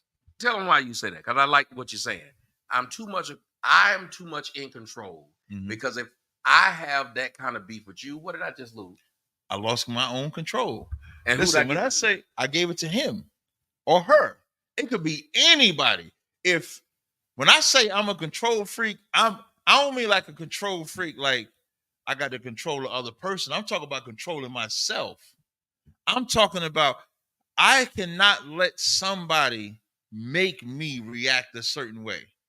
I'm such a control of myself that if I black out on you, it's because I chose to. If I'm calm with you, it's because I chose to. You didn't say something that made me now act a certain way. Now, sometimes I think it's to a detriment because my brothers sometimes come to me and be like, yo, why you didn't do that? And I'll be like, because I'm in control. So I don't want nobody to be able to say, F you, do this. Because I've had people say wild stuff to me. My brothers have come to me. Look at Kai shaking his head. Put the camera on the Kai. Let me say this shit again. I've had some brothers say something to me and a Kai or brothers will be like, man, why you didn't respond this way? But and he's one of them. He'll be like, Cat, why you didn't do that this way? I'll give an example. When me and Wack was going at it, I'm gonna give you a real life example. Me and Polite went at it, but that was face to face. Like we're at each other, like you and I are sitting next to each other. Me and Polite are at each other. It's physical. Me and Wack went through some shit, but it's all audible. It's audio. And so because it's audio, as he's saying crazy shit, I'm not having the same response as I had with Polite. I had like 20 brothers call me. Yo, you changed, man. You know what I'm saying? I ain't say that shit. No, God didn't say that. But the brothers say, like, I had brothers call me like, yo, you changed, man. Because, yo, when Polite said the shit, man, you was like ready to cross the fucking line. And now this nigga Wax saying this shit. Why you ain't? And I got to tell him, like, yo, this is a fucking audio app. In my face. Yeah, what I'm gonna do? Right. So now to the brothers, what I don't know what they expected me to say, but what I said with Polite was like I wanted to fight him because he was threatening us. He was like, throw your hands, I'll fuck you up. Okay, so now if you're gonna threaten me, let's see if you're gonna threaten me. Exactly. If we on an app, if we like right now, if somebody came on the show right now and he threatening us. How do I look saying, man, I'll F you up, I'll slam you, I'll throw you, I'll choke you out. I'm going to look stupid. In my brain, I'm going to look as stupid as him saying whatever it is. Because he in his basement giggling. Exactly. And he's trying to get me because I'm clearly more popular than him or more popping than him. So if he can get me to talk that way, he could say, man, I had Cesaria talking like that to little old me. Make a video about it too. Talk Make about a look video. how I had this. Look how I had her. He want to fight me. He's supposed to be an Israelite, supposed to be righteous, supposed to be doing all this. And this is an audio app. He would play me.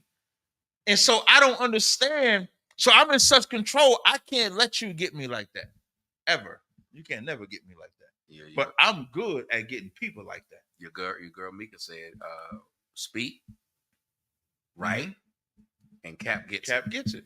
Shout out to Mika. Mika's another she's another girl that's my girl right there. Mika has been a moderator on my channel since I've had it. She's been a sister that has followed me since I think it was like 2014. It's always been associated with my platform. And people got to understand, like, that obsession you have with a man is gay. Like, you want to be in a relationship with And him. he said, I don't want y'all to forget about this. Yeah. That's gay. That's when a woman is like that with me, She trying to fuck. she want to be Amen. wife number 12. And listen, Haven't you experienced that? Like the women that got the most got something to say to you? yeah. What do you end up doing? It goes down. Yeah. It is Listen, what it let is. me tell you something. And you know, I don't mind a little attitude in the jump because I'm a trainer. You know, so you like a little attitude, like, okay, yeah, I could check her, I could train her, get it Oh, right. you into training women? I train every woman. With how many guys? I can't stand it. Got him. I can't stand it. When I tell you, you know what I'm gonna do it. I walked you into that brick wall and slammed your head. I'm thinking, okay, I'm gonna go into the training. So you got me. I'm not making this train again. But I fucking train. I'm gonna stand on training. I train them because I got to train you on how to be a part of Tazaryak. And so if a woman is doing like that, I say, okay, man, she got a little likes for me, man. Let me dig into it. Let me see if it's something that could be there. And if it's something that can't be there, I'm gonna stop entertaining her too. Because there ain't no point in entertaining a woman I'm not gonna entertain. Amen. You know what I'm saying? So for you brothers, stop being gay. That's gay. For you sisters, if you're interested into a brother, just say you're interested, man. You ain't got to don't be that's kindergarten shit when you think about it. Putting gum in the motherfucker's hair. That's what Yeah. you do. Pushing them on the ground, smacking them, and shit like that. You know, and that's why y'all laughing, because when you in kindergarten, when you in first grade and shit like that, You're not gonna to get about the dance dance. on the ground. Yeah.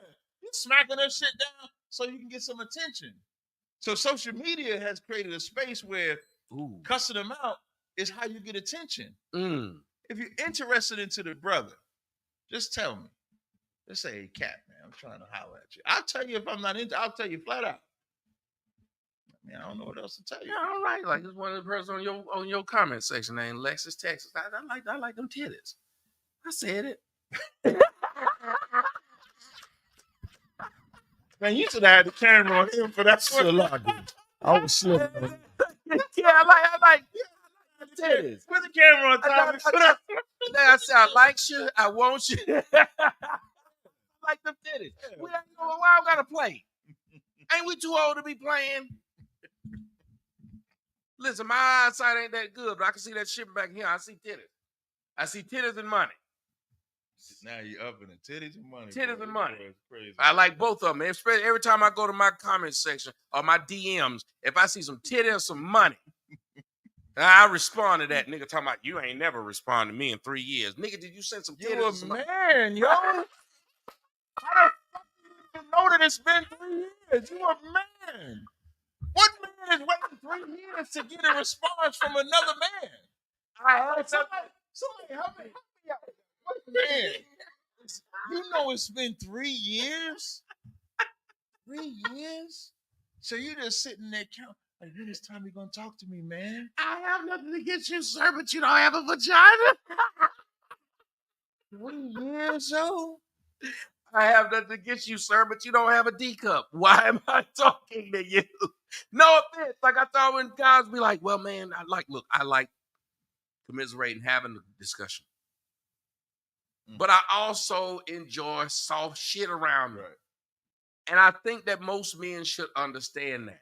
Like I said with Puffy when he got mad at me. If I say I want to go home, let me go home. I don't think men should try and stop me from going home. He Right. was trying to stop me from going home. Right. I found that odd.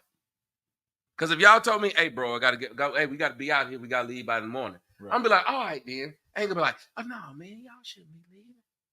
Why y'all gotta go?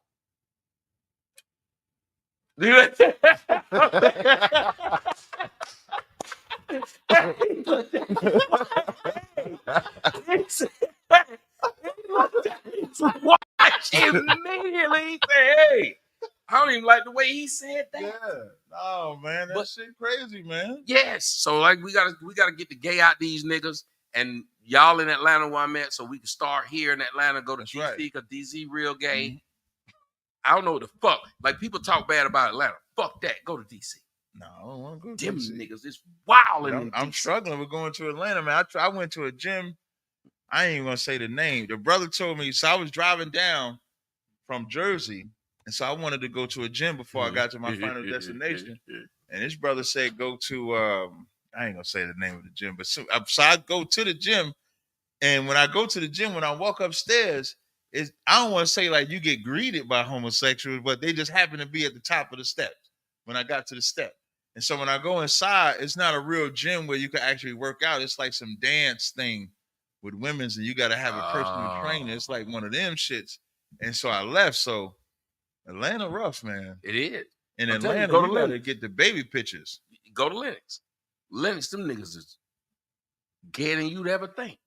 No, I'm not going. I went to Lennox. My daughter like going to Lennox because my daughter's a shoe head. She's a Okay. sneaker head, so she like going. She's Mhm. weirdo. My daughter's like half a female, but half like a tomboy. Like she hate dresses. When she walked across, when she got her diploma, she had high heel Chuck Taylors on. Okay. I ain't gonna lie on it though. Them things was in style. Like everybody was like, "What the fuck? Where you get them from?" Because I had to special order them. She had Okay, high okay. heel Chuck Taylors. So, Mhm. but so she like stuff like going up to the Lenox Mall and going to the Nike store in there because they have a big Nike store there and two Mhm. other malls, one up and coming and one down here where I live at a little bit down called Tanger Mall, Tanger Okay. Outlet. You should go check that out. They got some really cheap shit, but it's like name brand stuff. Tanger Mhm. Outlet, look it up. So she liked doing that, but she loved just going to the Nike store and looking around. And I remember I got there, it was two things I really noticed the last time we went. One, they got metal detectors. Mm. And this is an expensive mall, one of the most expensive in Georgia. Two, niggas is fruity and just out with it. Like, and Yeah, I think that's what bothers me most. Modesty's gone. I think we were talking about it with the women. Right. Do we got to talk about it with everybody? Modesty's gone. I would love to have that discussion with you sometime. I Yeah. think it's just a big thing amongst us as like these niggas that's always getting robbed or shot. You know how this happened? Because modesty's gone and they want you to see everything they own. They Yeah. walking around with stacks of money. Nigga, I'm gonna rob you and I'm your homeboy. Yeah, like that social media, it's crazy because like that social media make you feel like you got to show all your shit, and not knowing that people are jealous that you ain't got your shit. You don't have to floss. Like if you think about it, here's something that like this is racist, right? This is a racial statement. Like rich white people don't dress the part. Poor black people think they got to dress the part because we believe that's all we have. What I love in our school,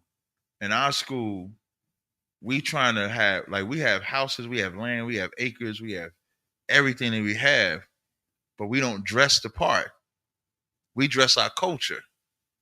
American culture thinks that black people think America, and this ain't something that's even new. This is something you go back and there's a black and white video from like the 50s or 60s where they showing how black people think that shopping at Woolworth, like that's civil rights part. Yep. When you dig down into the civil rights, black people, as they begin to get wealthy, because we was rich, they like to make you think we was poor in the 50s. We was not. We was rich. And because we was rich, we wanted to be into the white stores.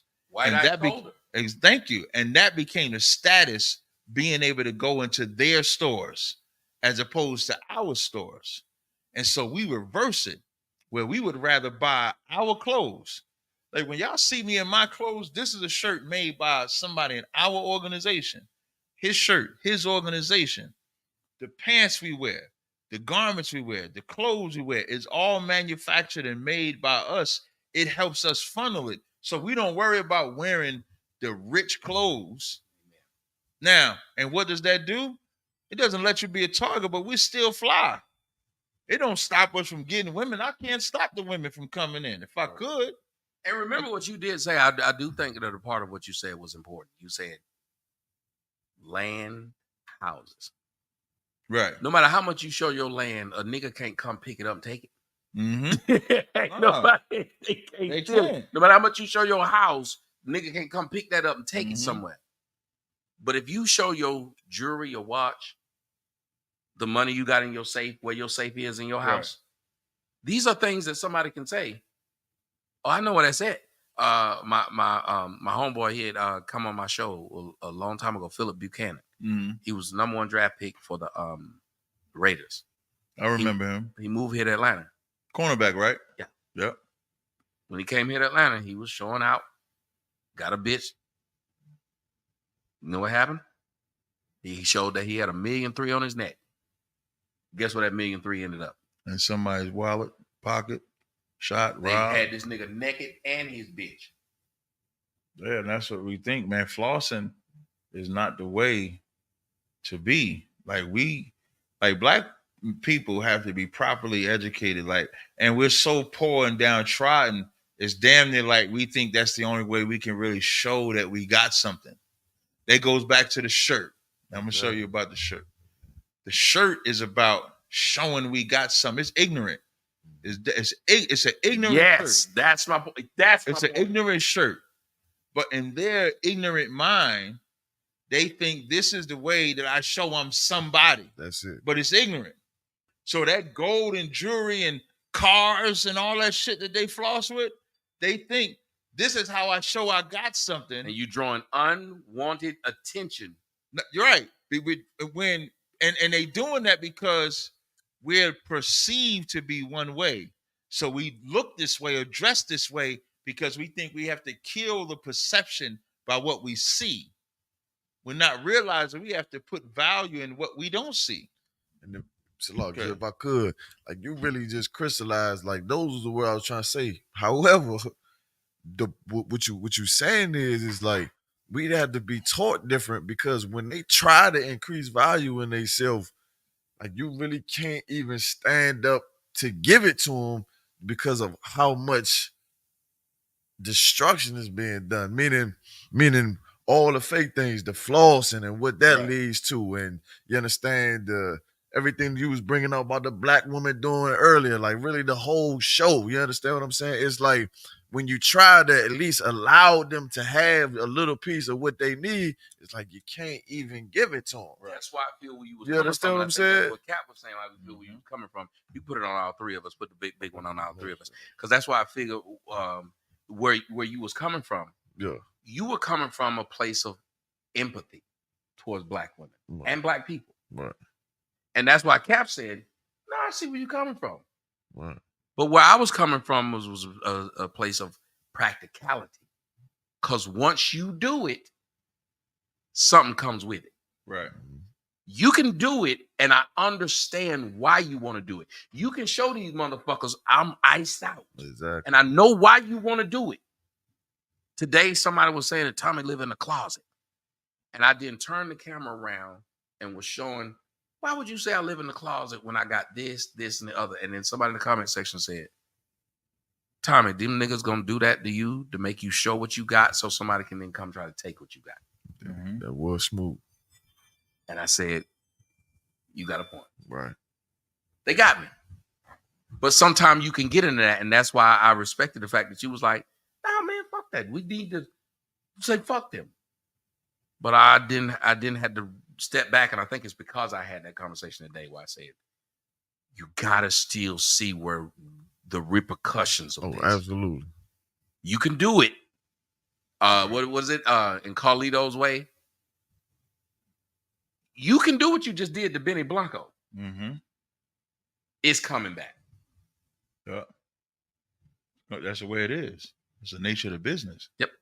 You know what I'm Come saying? back. And that's what black people don't really understand. It's like we such a in this book, it was like when you degrade a man to a slave, he has to be less than an animal or worse than an animal. And that's what we are. We are worse than animals because we don't have a sense of what righteousness is, a moral code, laws, rules, instructions.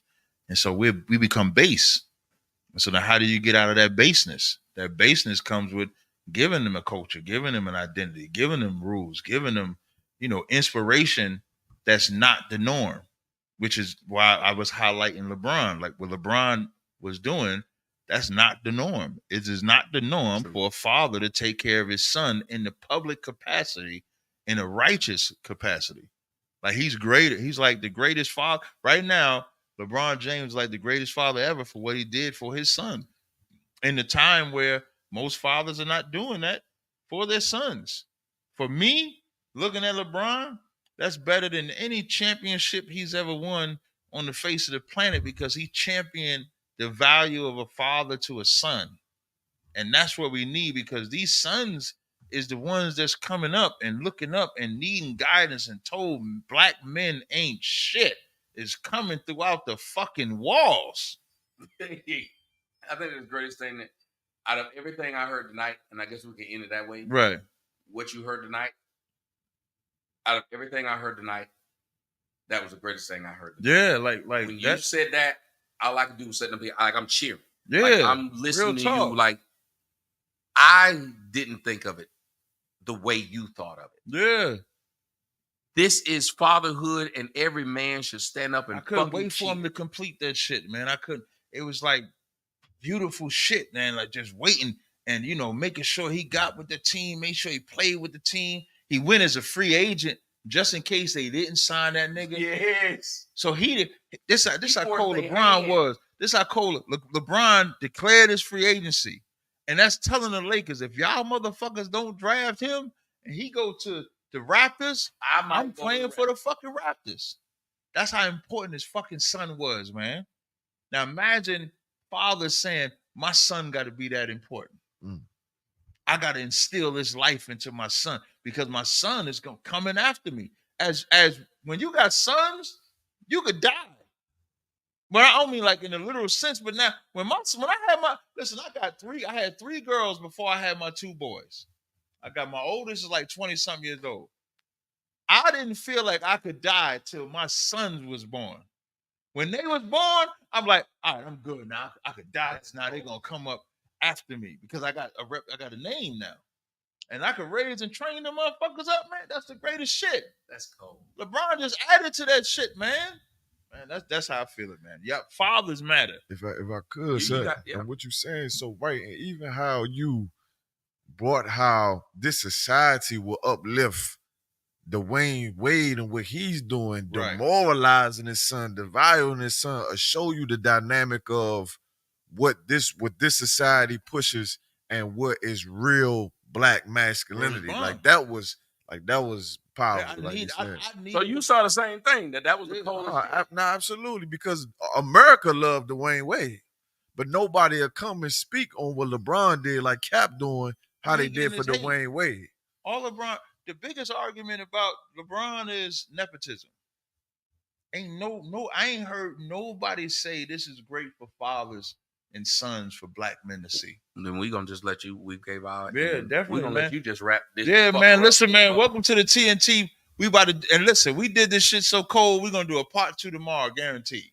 And what y'all saw today, y'all saw something great. Y'all saw a great show. It's always a great show. But the parts that we should take from the show that's most important, that I need everybody to pay attention to, is that we are not an echo chamber. We are not an echo chamber show. I can't help it if me and this nigga get along a lot, though. I can't help that part. But we are not an echo chamber show. And if there's ever a point, Tommy said he put in playing the devil's advocate part, but it really wasn't devil's advocate. He just had an opinion that differs from ours, and that's what makes us beautiful. Tommy is a Hebrew. But Tommy is a man that has his own opinion that does not have to agree with mine. And if that means we got to sit here for 30 minutes to talk about a fucking t-shirt, we about to talk about a t-shirt. And if we got to work out this T-shirt, Right. we didn't listen. That T-shirt was so goddamn important. It was getting him. We didn't It was get hurt my off- spirit. Listen, until we can reconcile Captain Akkad's point, Tommy's point, Captain Tazaria's point, we couldn't get off the T-shirt. And at the end, Tommy's point was the point. And it's just that Captain Akkad and my point had to be seen. And it wasn't our point wasn't the major point. Tommy's point was the major point. Well, it's just like what you said about you see how when we said what did we get out of the show, us two men said Most High in Christ. And that's the point. what So you said. exactly. And that's the beautiful part about the TNT show. It's about what is the actual point. So if Tommy's point got to be it, that's fine. If my point got to be it, that's fine. Captain Akkad is like the honorary third member of the show. So if his Sure. point got to be it, then that's fine. But that's what it's about. So tune in tomorrow for part 2. We're going to talk about Ryan Garcia. We're going to talk about what is a black job according to Donald Trump. I can't do this shit. A black job. That nigga said he taking the immigrants is taking the black job. So we got to find out what a black job. So tune in tomorrow for the TNT show. Until next time. Shalom, man. We rapping. Black job, boy. Y'all have a go.